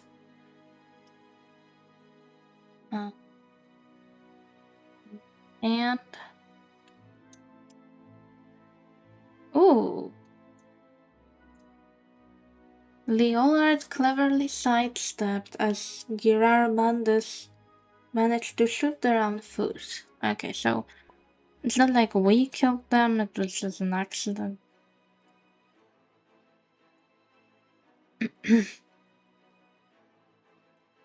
These two are having more babies than I thought they would have, because the wife is 10 years older. Her health is not great. Her fortitude is not great, but it's not 0.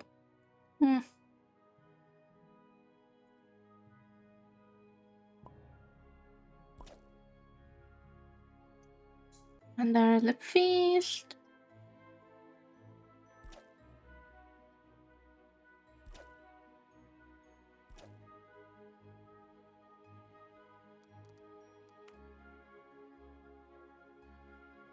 Can I have some more marital prospects? Okay, these two are having children. That's good. They're having them like immediately almost after marriage.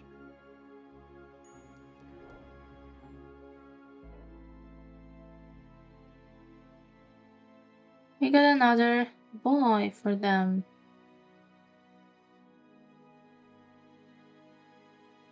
Okay, so now that the baby is...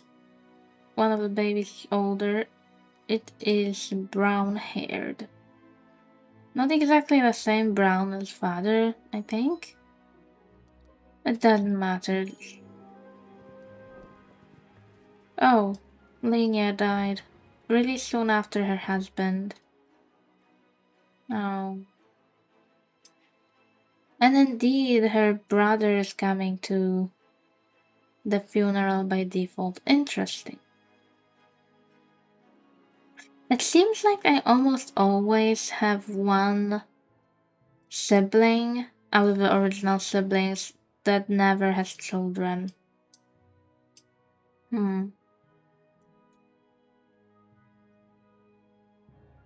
She did not have a title or anything, so it doesn't like really matter who goes.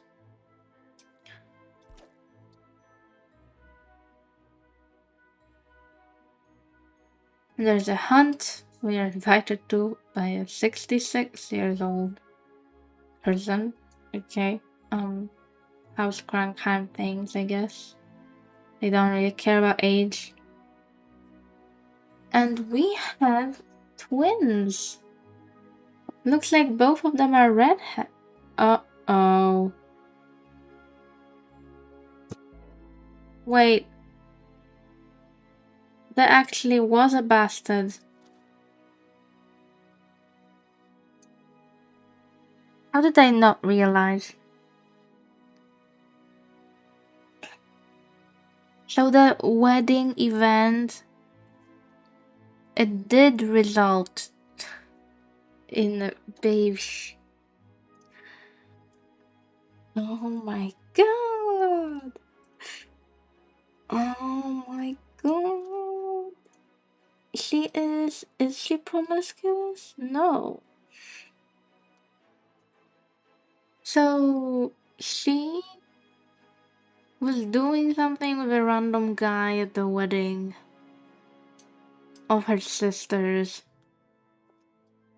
And now her sister got twins.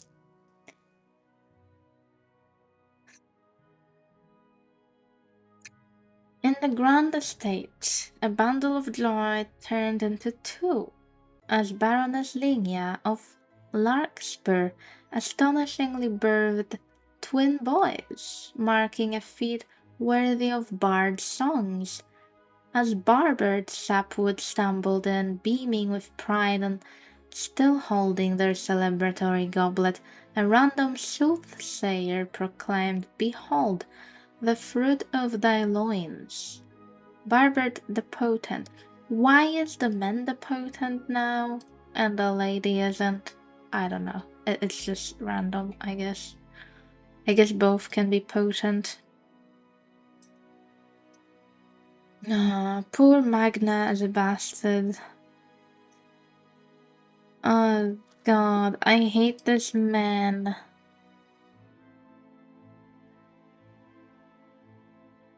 He's a Baron of Winter's Howl.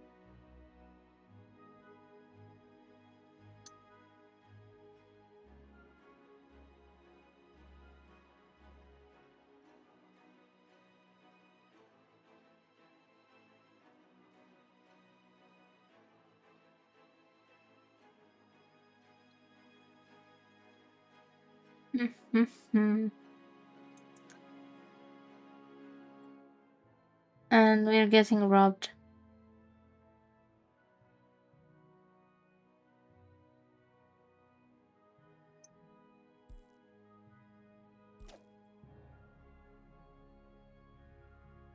I am out of words. I already had 2 bastards, but technically their mothers are not promiscuous. Because one of them was from like a failed courtship and the other one was from a wedding, I guess, or maybe something changed. No, we lost our crown. You know what? It fits. You know why it fits? Because she had a child out of wedlock. I feel like she's very easily convinced. Like, seriously. I have no words. Oh, we need some titles though.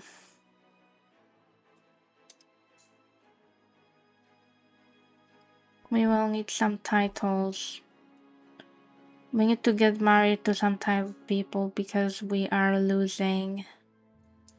We are losing crowns.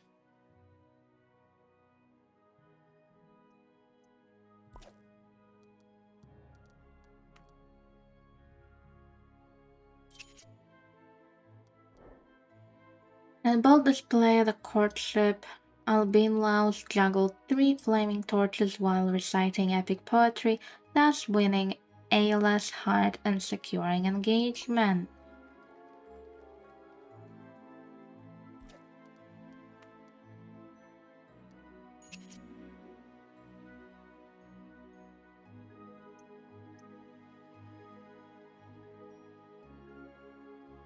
Ooh, there is a lady we could marry.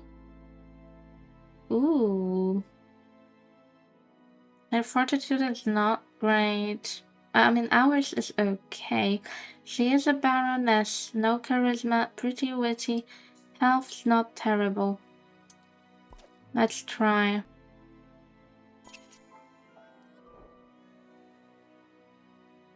My liege, in a turn of events that even the most creative bard could not have scripted, Albinlaus and Ayla found themselves miserably betrothed.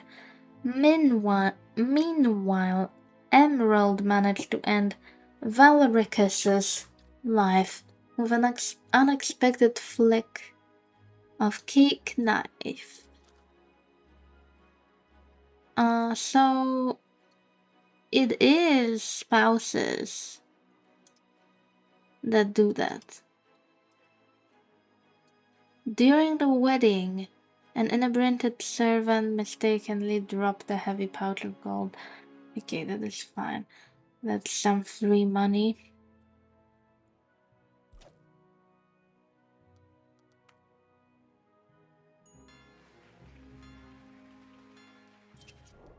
We can claim a title on this guy who impregnated us. Yardis was also a husband of Athene.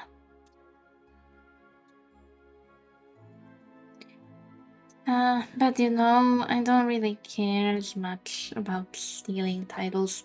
Technically, I am mad at. I am practically mad at him though. I am really mad at him. But there's another baroness we could marry, maybe. We got a healthy baby from those two, so those two had 2 boys and 1 girl. Now Ruth the second of her mother's name. That's cute. And Benilna is getting robbed.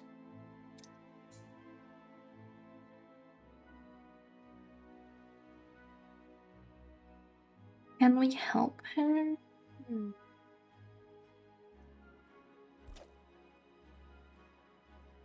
Do we have any eligible bachelor? Do we not? We will have one soon.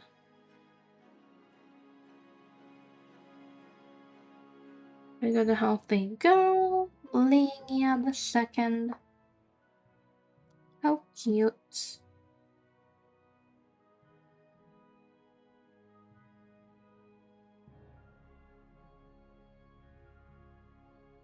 So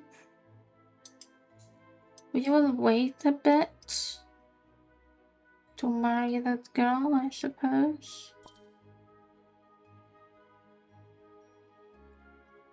Shouldn't take long. Ooh, we also invited to a haunt.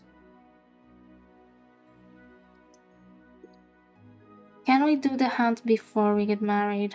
Let's see, let's try. She is a countess.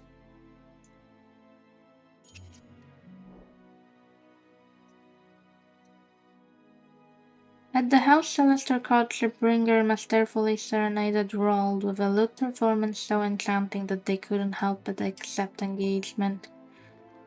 Great. And Linia left.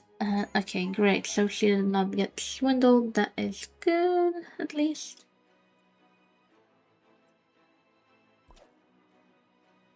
Ooh.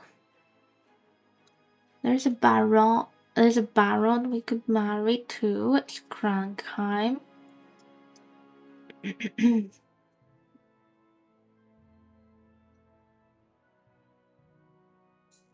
Let's marry him to this girl here. He does not have great fortitude.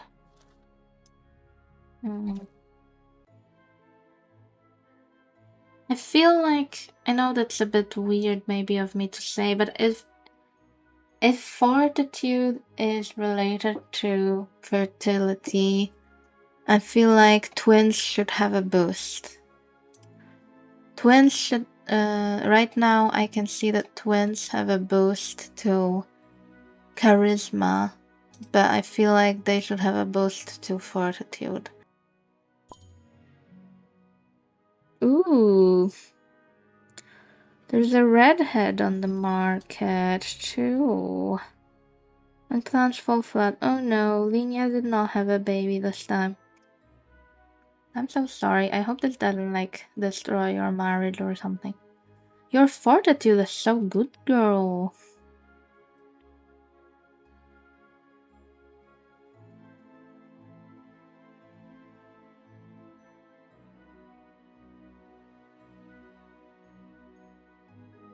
Let's marry in this guy.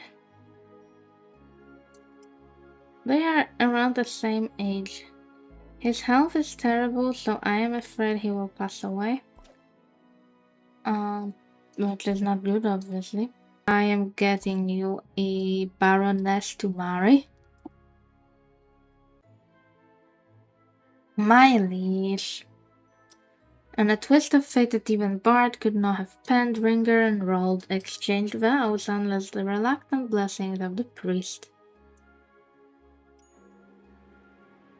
And Peter passed away right after seeing his sons get married, his first son get married. The other son passed away, that was the one with his name.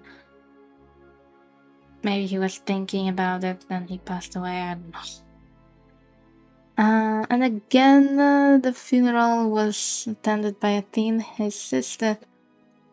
But I think Probably a wife should also go. I would be angry and I would be haunting my spouse if my spouse did not in fact go to my funeral. Avila is sick. Honestly, I'm surprised you had 3 children. And yeah, I will let your husband tempt you. Someone got themselves into a duel with our old house. Seymour would. Almost like Sims, you know. Seymour would. I kinda like that one, Seymour would. Feel like it could be a sim town, a name, like a neighborhood of Seymour Wood. And we're getting robbed by a female. Oh, she looks so cute. Ooh, she's so cute. She has like a rather dark complexion, but she's a blonde. Yeah, let's marry him to one of Yuhan's babies, I suppose. One of her triplets.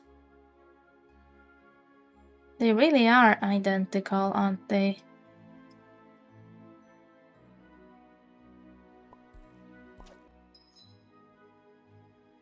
A meek surrender to matrimonial madness offered a particular proposal, a marriage alliance in exchange for their prized collection of rare sheep figurines.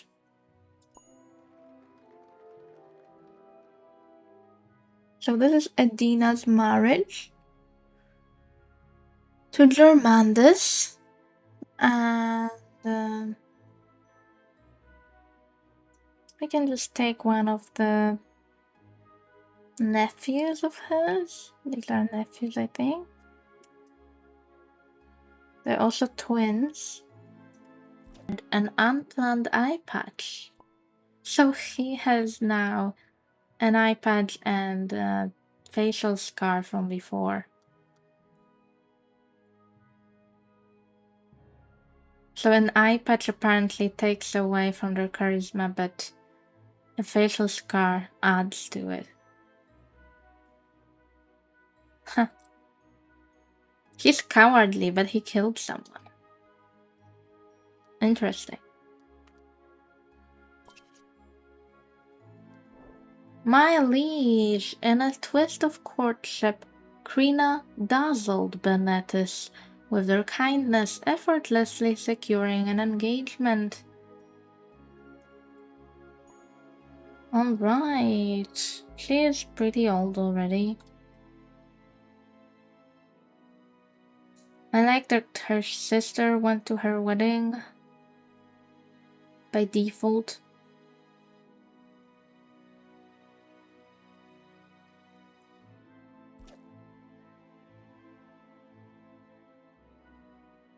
My liege, in a dazzling display of diplomacy, Leolard serenaded Catha with a charming tale of dragon saving this time. A twist at the court, Agnina rudely interrupted maidens claiming Atharicus with a bold declaration of love.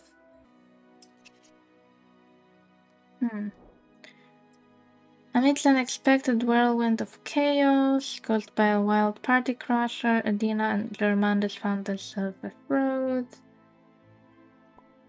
And yeah, I did not see that one wedding there. I don't know. But I see 3 pregnancies at once. 5. There's a 5th one. Amid the clamor of lively wedding, Krina and Benetis tied the knot. And there is finally a funeral of Leolard. He was 67, outlived his wife. Think he had an interesting life. And wife as well. He had no title, so it does not really matter who goes to the funeral. Just for the sake of it, though, I will send one of the children with no fortitude. Maybe they get some trait, I don't know.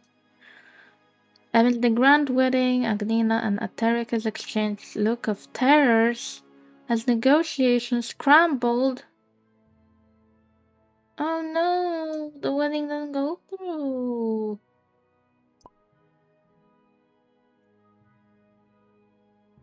Well, that did not go well. Maybe I'm being a bit too picky with the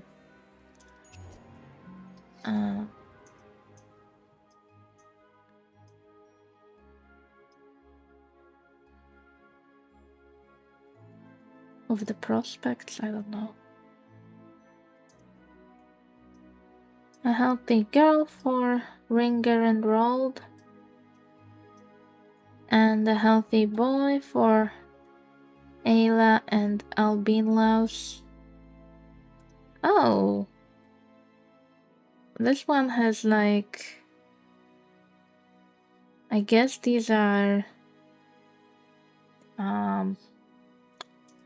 Celestor's eyes. Orange? Oh my god, this baby's going to die.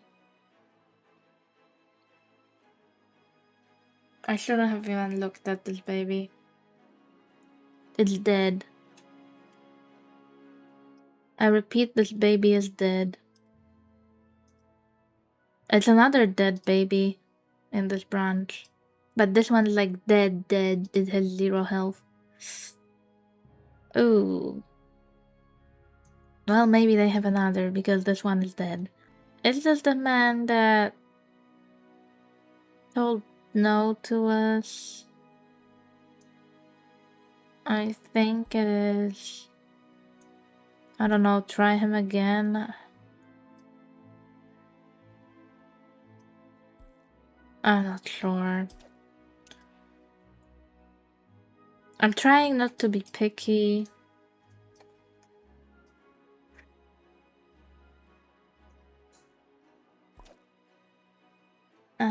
And we have a split, so I'm going with a teen line, even though a teen... Well, the line is not that great. I have to marry a teen the 4th. She has brown hair.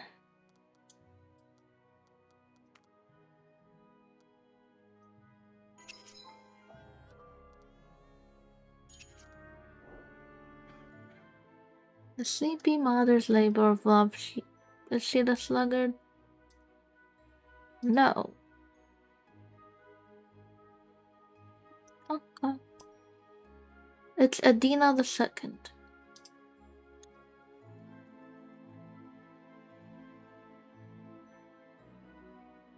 And we have pregnancy here. This baby has no fortitude, but at least it has hell.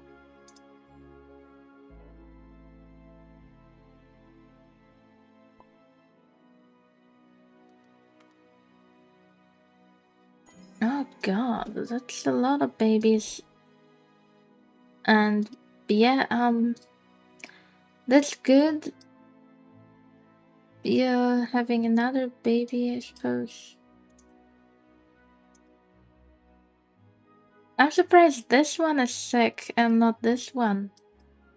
The one that has some health is sick, but the one that has 0 health is not sick yet.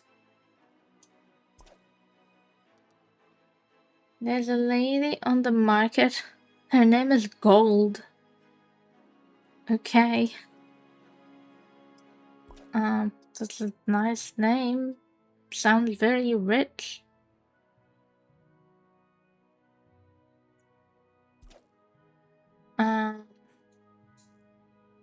She's already 23.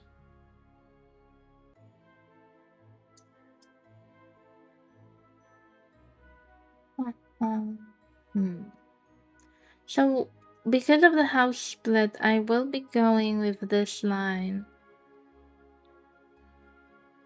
So I really shouldn't bother with this line at all anymore. Avila is dead. Yeah. I'm actually surprised she had 3 children and lived for at least 16 years with us, so that was a pretty good run for her, actually. But anyway, I won't care about this orange line anymore. I will only care about this line. We have only three baron titles here, though. We could need some more.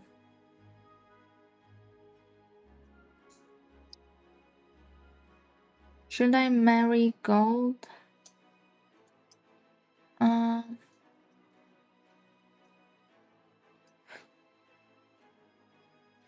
Well, I guess it doesn't hurt to marry her to someone we will not be playing anymore.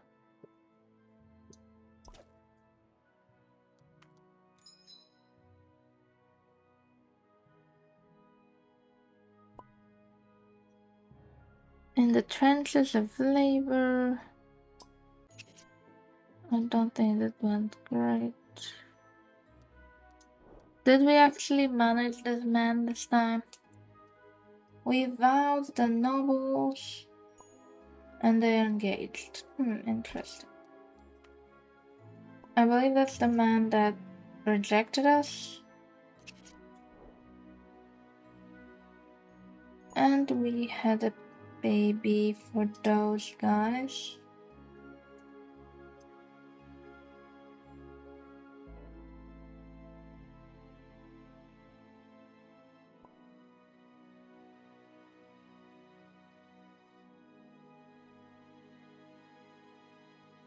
Another baby with no fortitude. This one also has those yellow eyes. But no, these are not Celestor's eyes. Celestor seems to have like purple eyes, like their emblem color. These babies have like yellow. Huh? Where does that come from?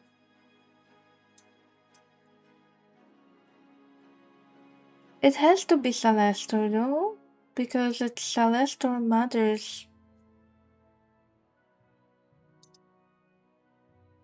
This poor baby, I'm just waiting for it to pass away. This is so sad, but like inevitable. Gerbandas is sick. And his health was not great.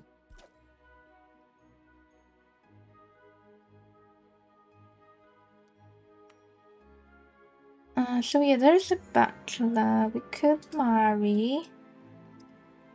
Oh yeah. I was talking about it. Obviously this baby is not going to survive 0 health. But we will do our best. Give him this nurse that seems to be good. Probably won't do anything though. Ooh, there is a bachelor with a crown and he's a redhead. So you know what that means. We're going for him. I could marry him to her, but I feel like she's a fallen woman. She met a man during her sister's wedding. How unacceptable. No. Scandalous. I don't even need game mechanics to tell me that she's a fallen woman, so let's instead marry him to Rafaela, I guess. They should have only red-headed babies, I guess. Because they're both redheads.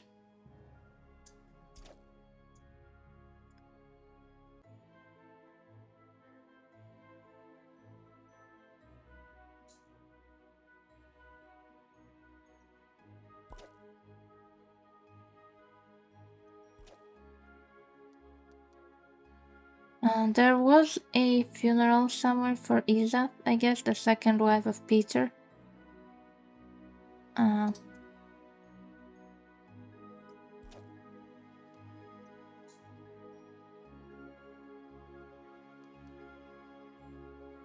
Lenia is pregnant again.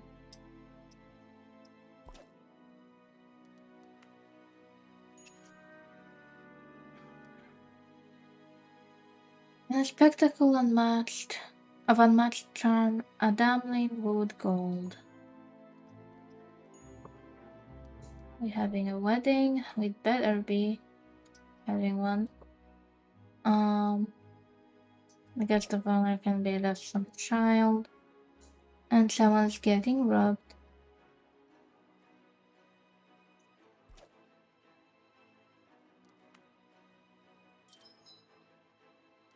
Oh, and another baby is sick. Which is again not good.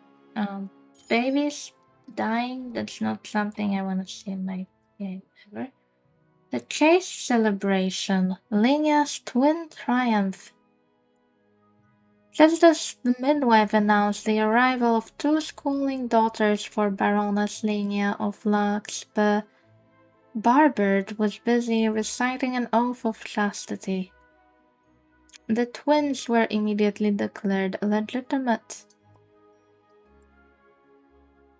Okay, so they had a lot of children. Roughly half of them are redheads. The other half are blondes. Interesting. Misunderstood contract and cartographer's error. I'm pretty sure that we are now married and someone's sword slipped.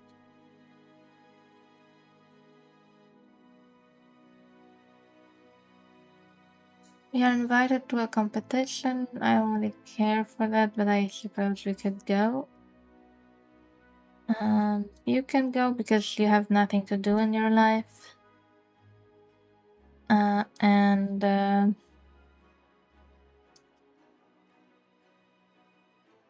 you can also go. Like a ladies fighting competition.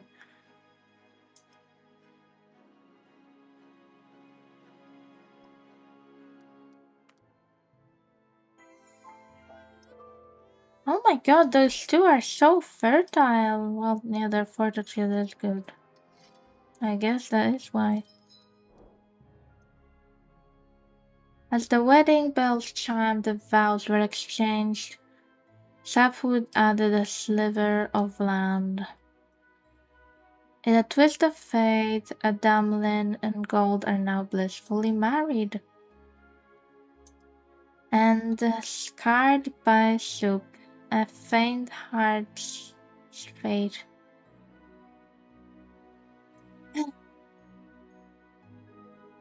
Well, I knew this baby would have passed away. So, yeah, it passed away. I am so sorry. I knew it was coming.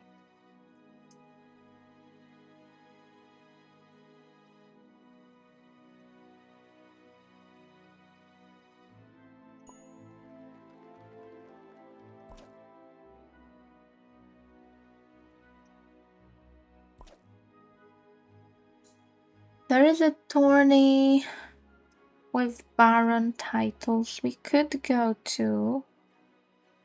Do we have squires though? I don't think we well, we do have some 20 years old, I suppose. A squire.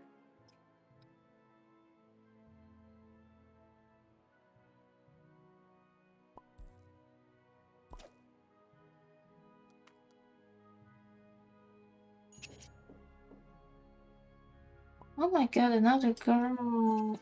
How many children do you have? 8. And another one is coming. Another one's on the way. We're being invited to a visit. Miraculous recovery. Okay, so this child is okay. Another child is sick. Oh, what is happening with all those sick children?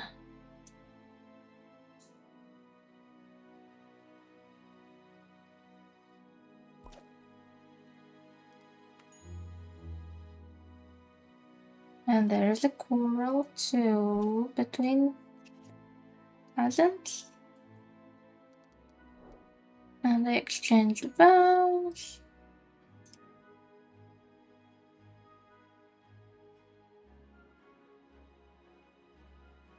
And we also exchange vows. Okay.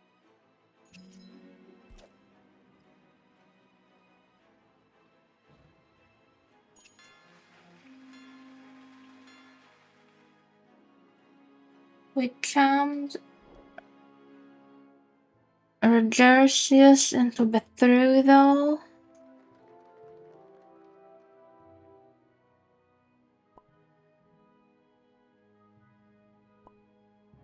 Adina's husband is now dead. We will have a coronation, I'm sure. Rafaela's getting married.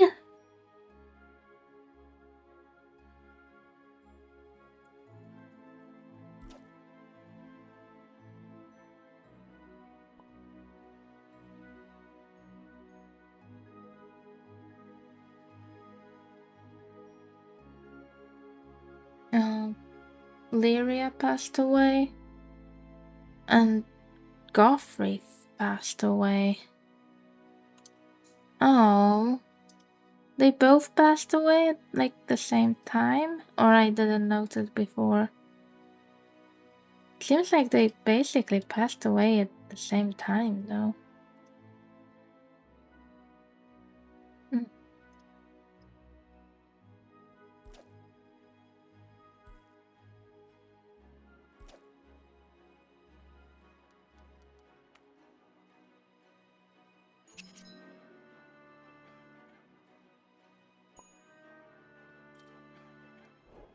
I think she was sick before and now she's sick again.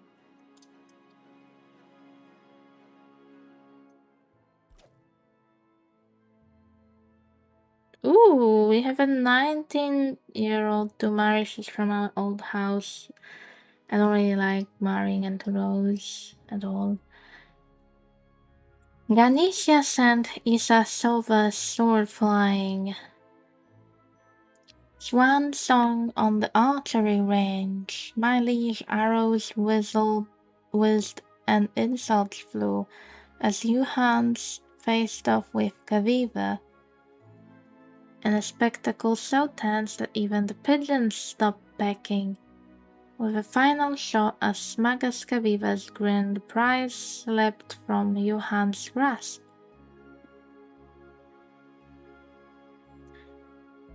Meanwhile, Ganesha took winning far too literally, skewering Isasova with a blade.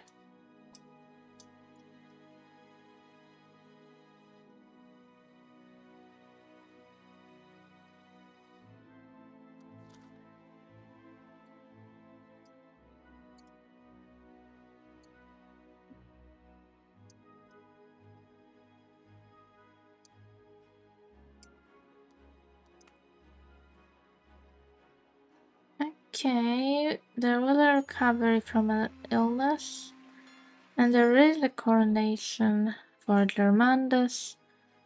His daughter is supposed to inherit, which does make a lot of sense. But just in case, I will also claim on someone else. Like, let's go.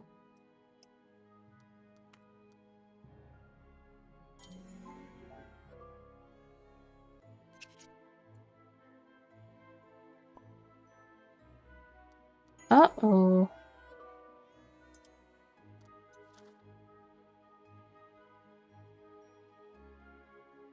So, Rafaela married a slightly older man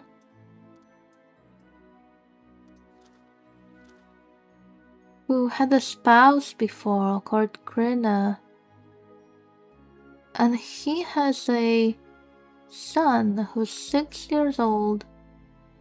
He's a count, it seems.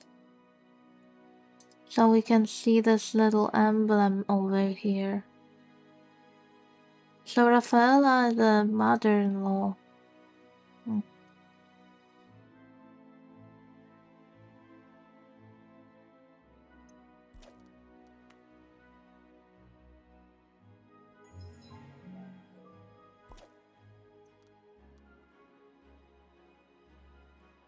Okay, Adina got the crown of her father, I think.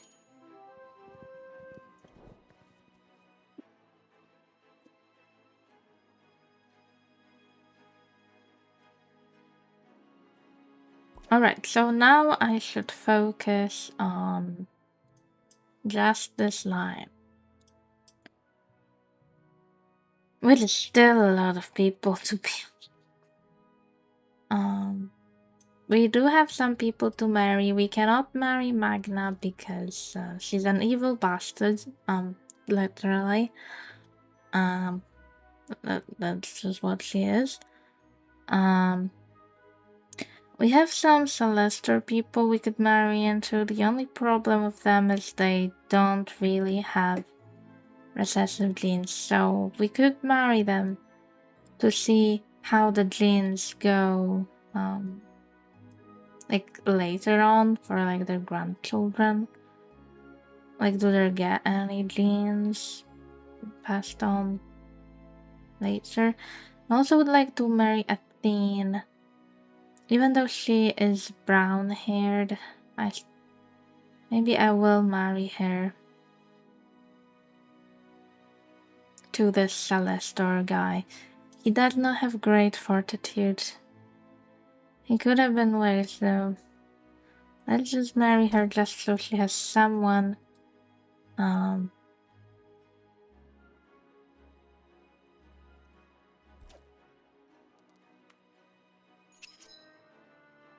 Thorny, and the spectacle of flying splinters and wounded Brian. Baron unhorsed rolled. Oh no, we lost our title.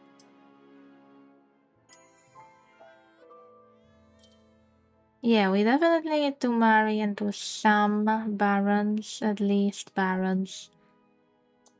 So Rafael got a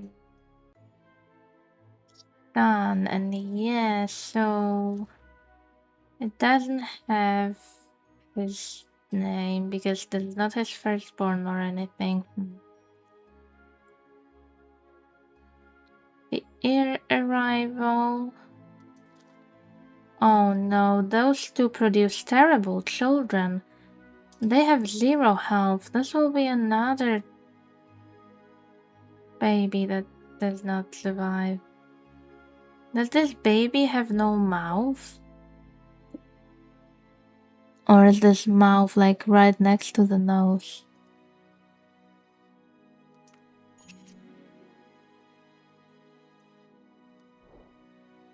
Oh no, this child also passed away. And this baby was not born. She's also dead. No, that's so many dead children in one picture. Look at it, there's the dead baby here. And dead people here. And a sick child here. This one even has a crown on, but is sick. And I'm giving her like the best midwife nurse possible.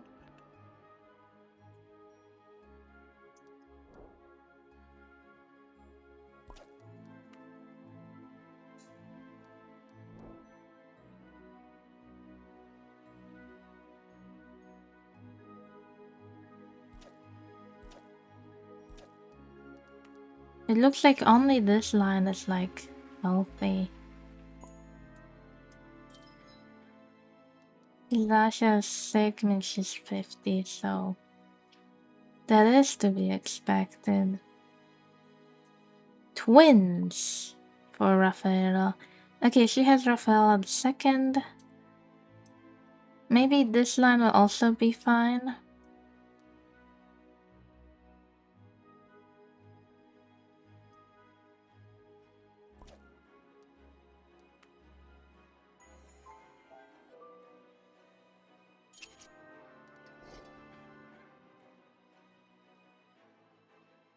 Barbert outpaced every shooter, leaving Michaelis gasping for air. Athene dazzled Michaelis with tales of irresistible charm. We have a wedding. And those two have another baby.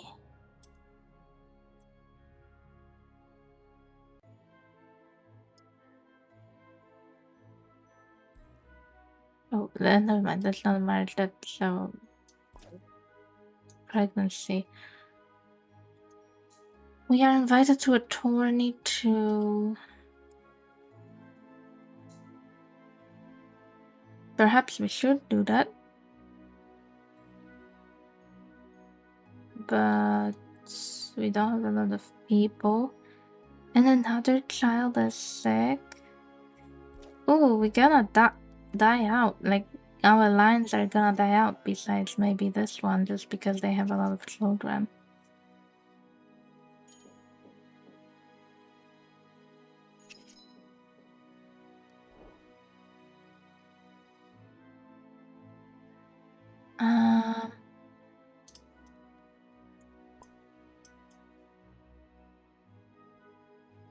Well, this baby is for sure a redhead. The other ones have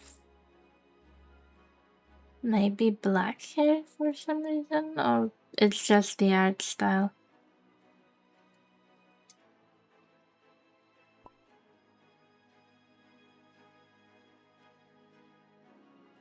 So, those are still having children. Magna passed away. Conceived during her aunt's wedding. I don't know. That was something. Her mother is also dying.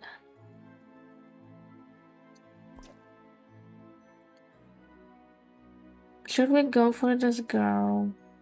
Maybe. She's already 31 though. That's not the most eligible age for a lady. Athene got married. Rafaela's having babies. Ooh. Okay, we have to marry this guy in.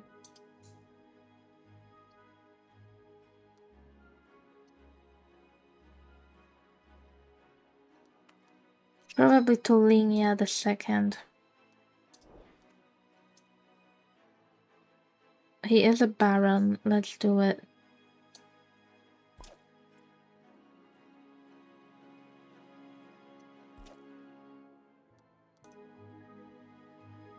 Rafaela had more children. Okay, I'm pretty sure they will all be redheads. Wait, Izasha, I thought she recovered, but she passed away again. So, I mean, not again, but she was supposed to have recovered, but yeah, that did not happen, I guess.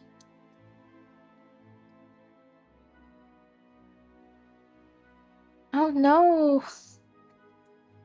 So many babies died.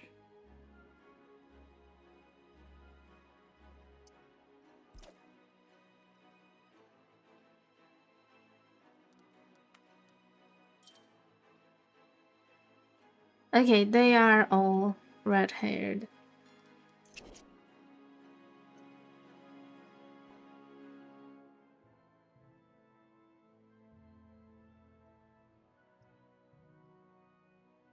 I will probably finish it here. I would like her to recover and then like take a picture of this beautiful family tree.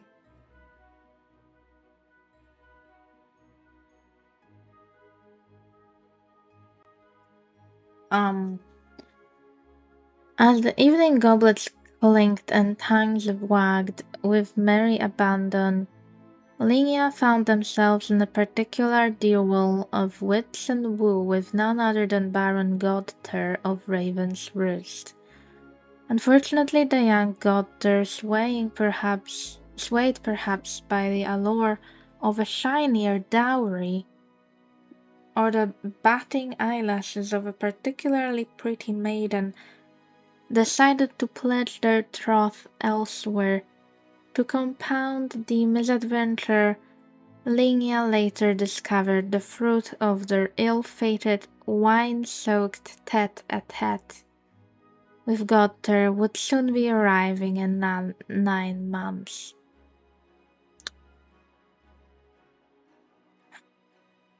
We got rejected and pregnant.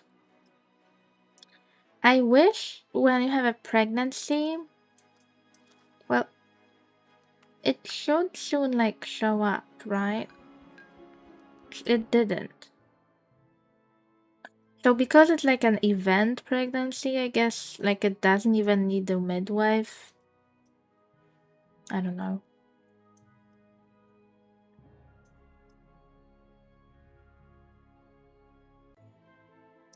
And there's a man to marry here, though. We could marry. I don't think I will marry Lyria. It's too late for her. She's 40.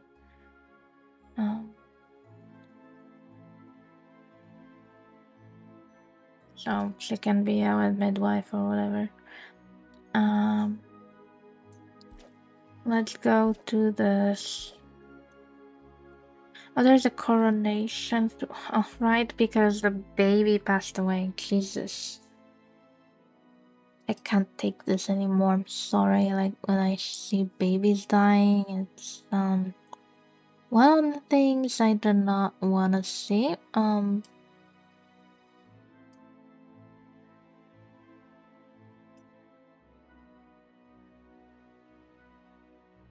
Let's give that crown, if we can, to maybe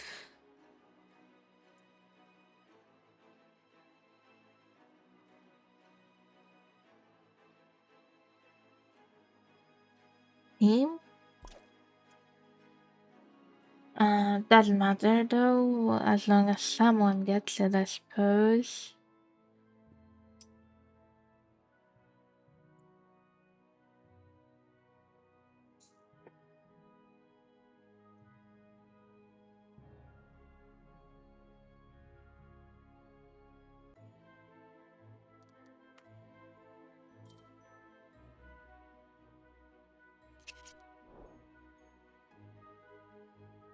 Okay, he got it.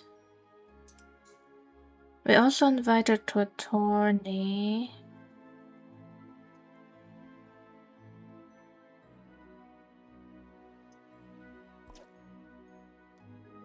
Let's try.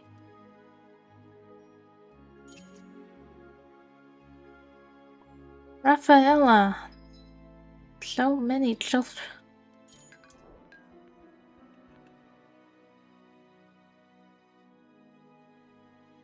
Lenya somehow did not pass away. Oh my god. I cannot tell this about these children here though. Their helmet was full of mashed turnips. Okay, we lost our Baron title.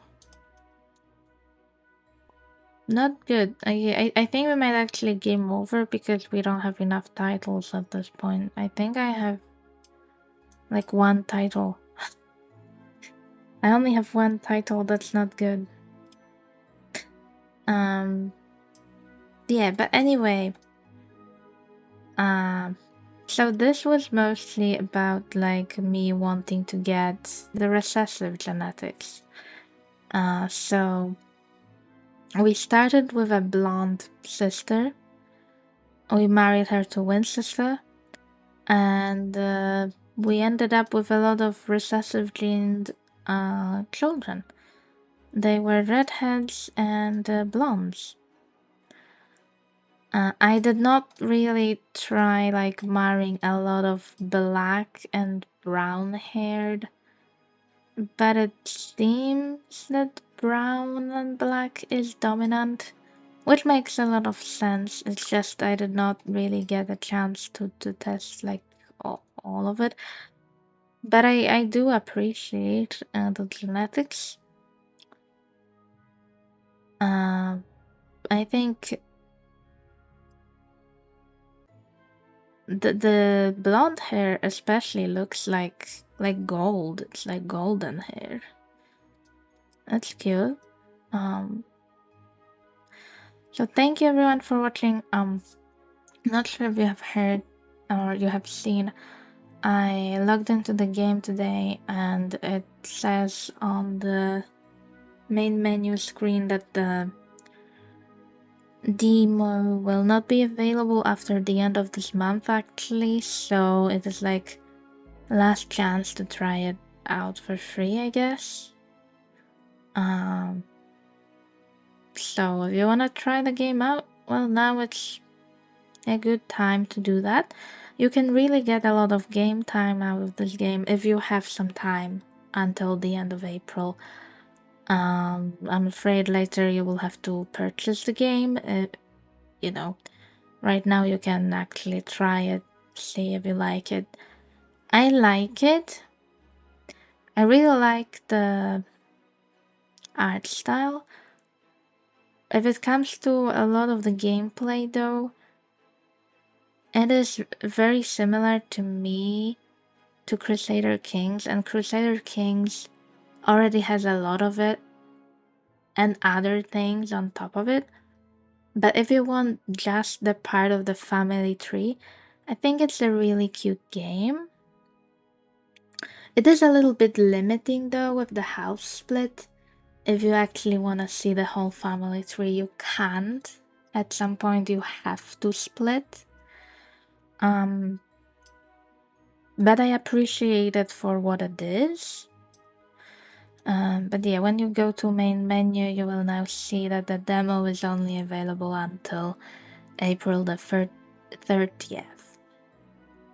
It says also though that you can join Discord if you want to become a tester, so maybe if you become a tester you can get more access even after the demo. I don't know. I have not joined the Discord yet. I might, but I feel like I already test a lot of things. I test things for like the Sims 2 mods. I'm not the greatest tester ever, but I try to help as much as I can with my limited possibilities. But yeah, I think the genetics is also good. I think it's very depressing that children can pass away and have like zero health. I think health is really still very random. Like children being born with zero health.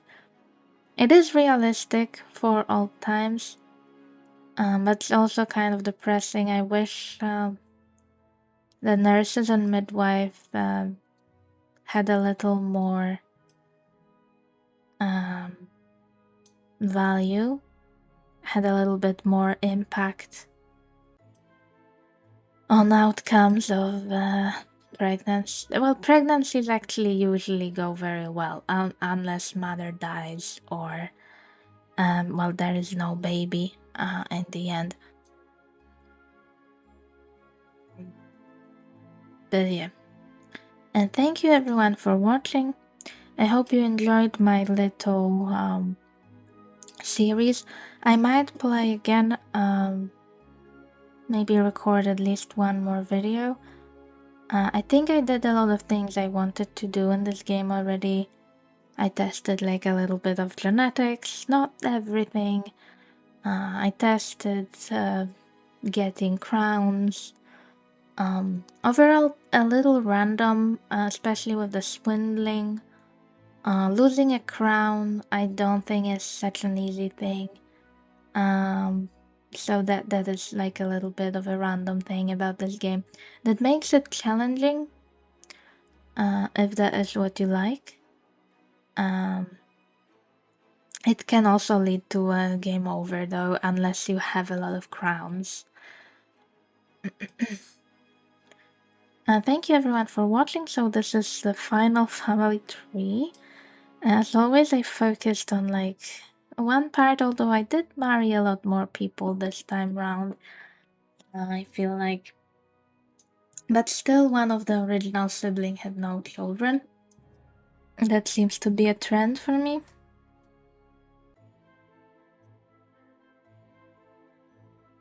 This time, however, I did something different because I went with the female line.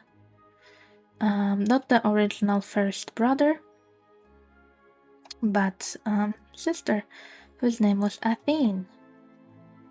And she had Peter. She also had Athene, but Athene line is not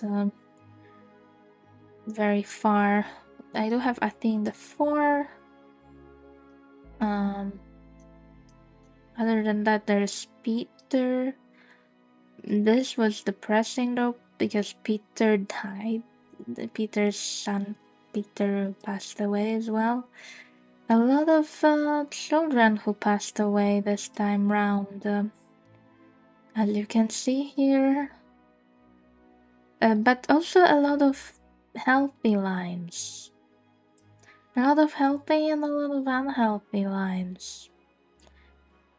Interesting.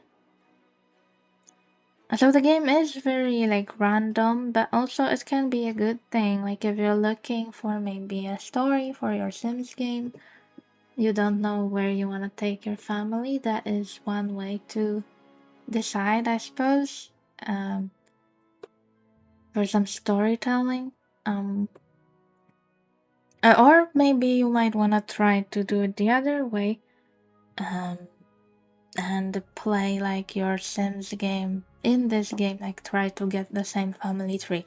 Although it can be really hard because it is very random what you get in this game. Like how many children when someone dies too, it's very random.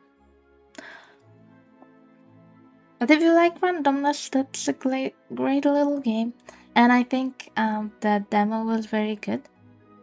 Thank you very much, the developers of this game, for providing us with this. And thank you for watching my videos. I'm sorry they were all so long. I would have actually streamed this if I could have, but right now I cannot stream, so that's why I didn't stream it. So I recorded it instead. So thank you. Bye bye, everyone.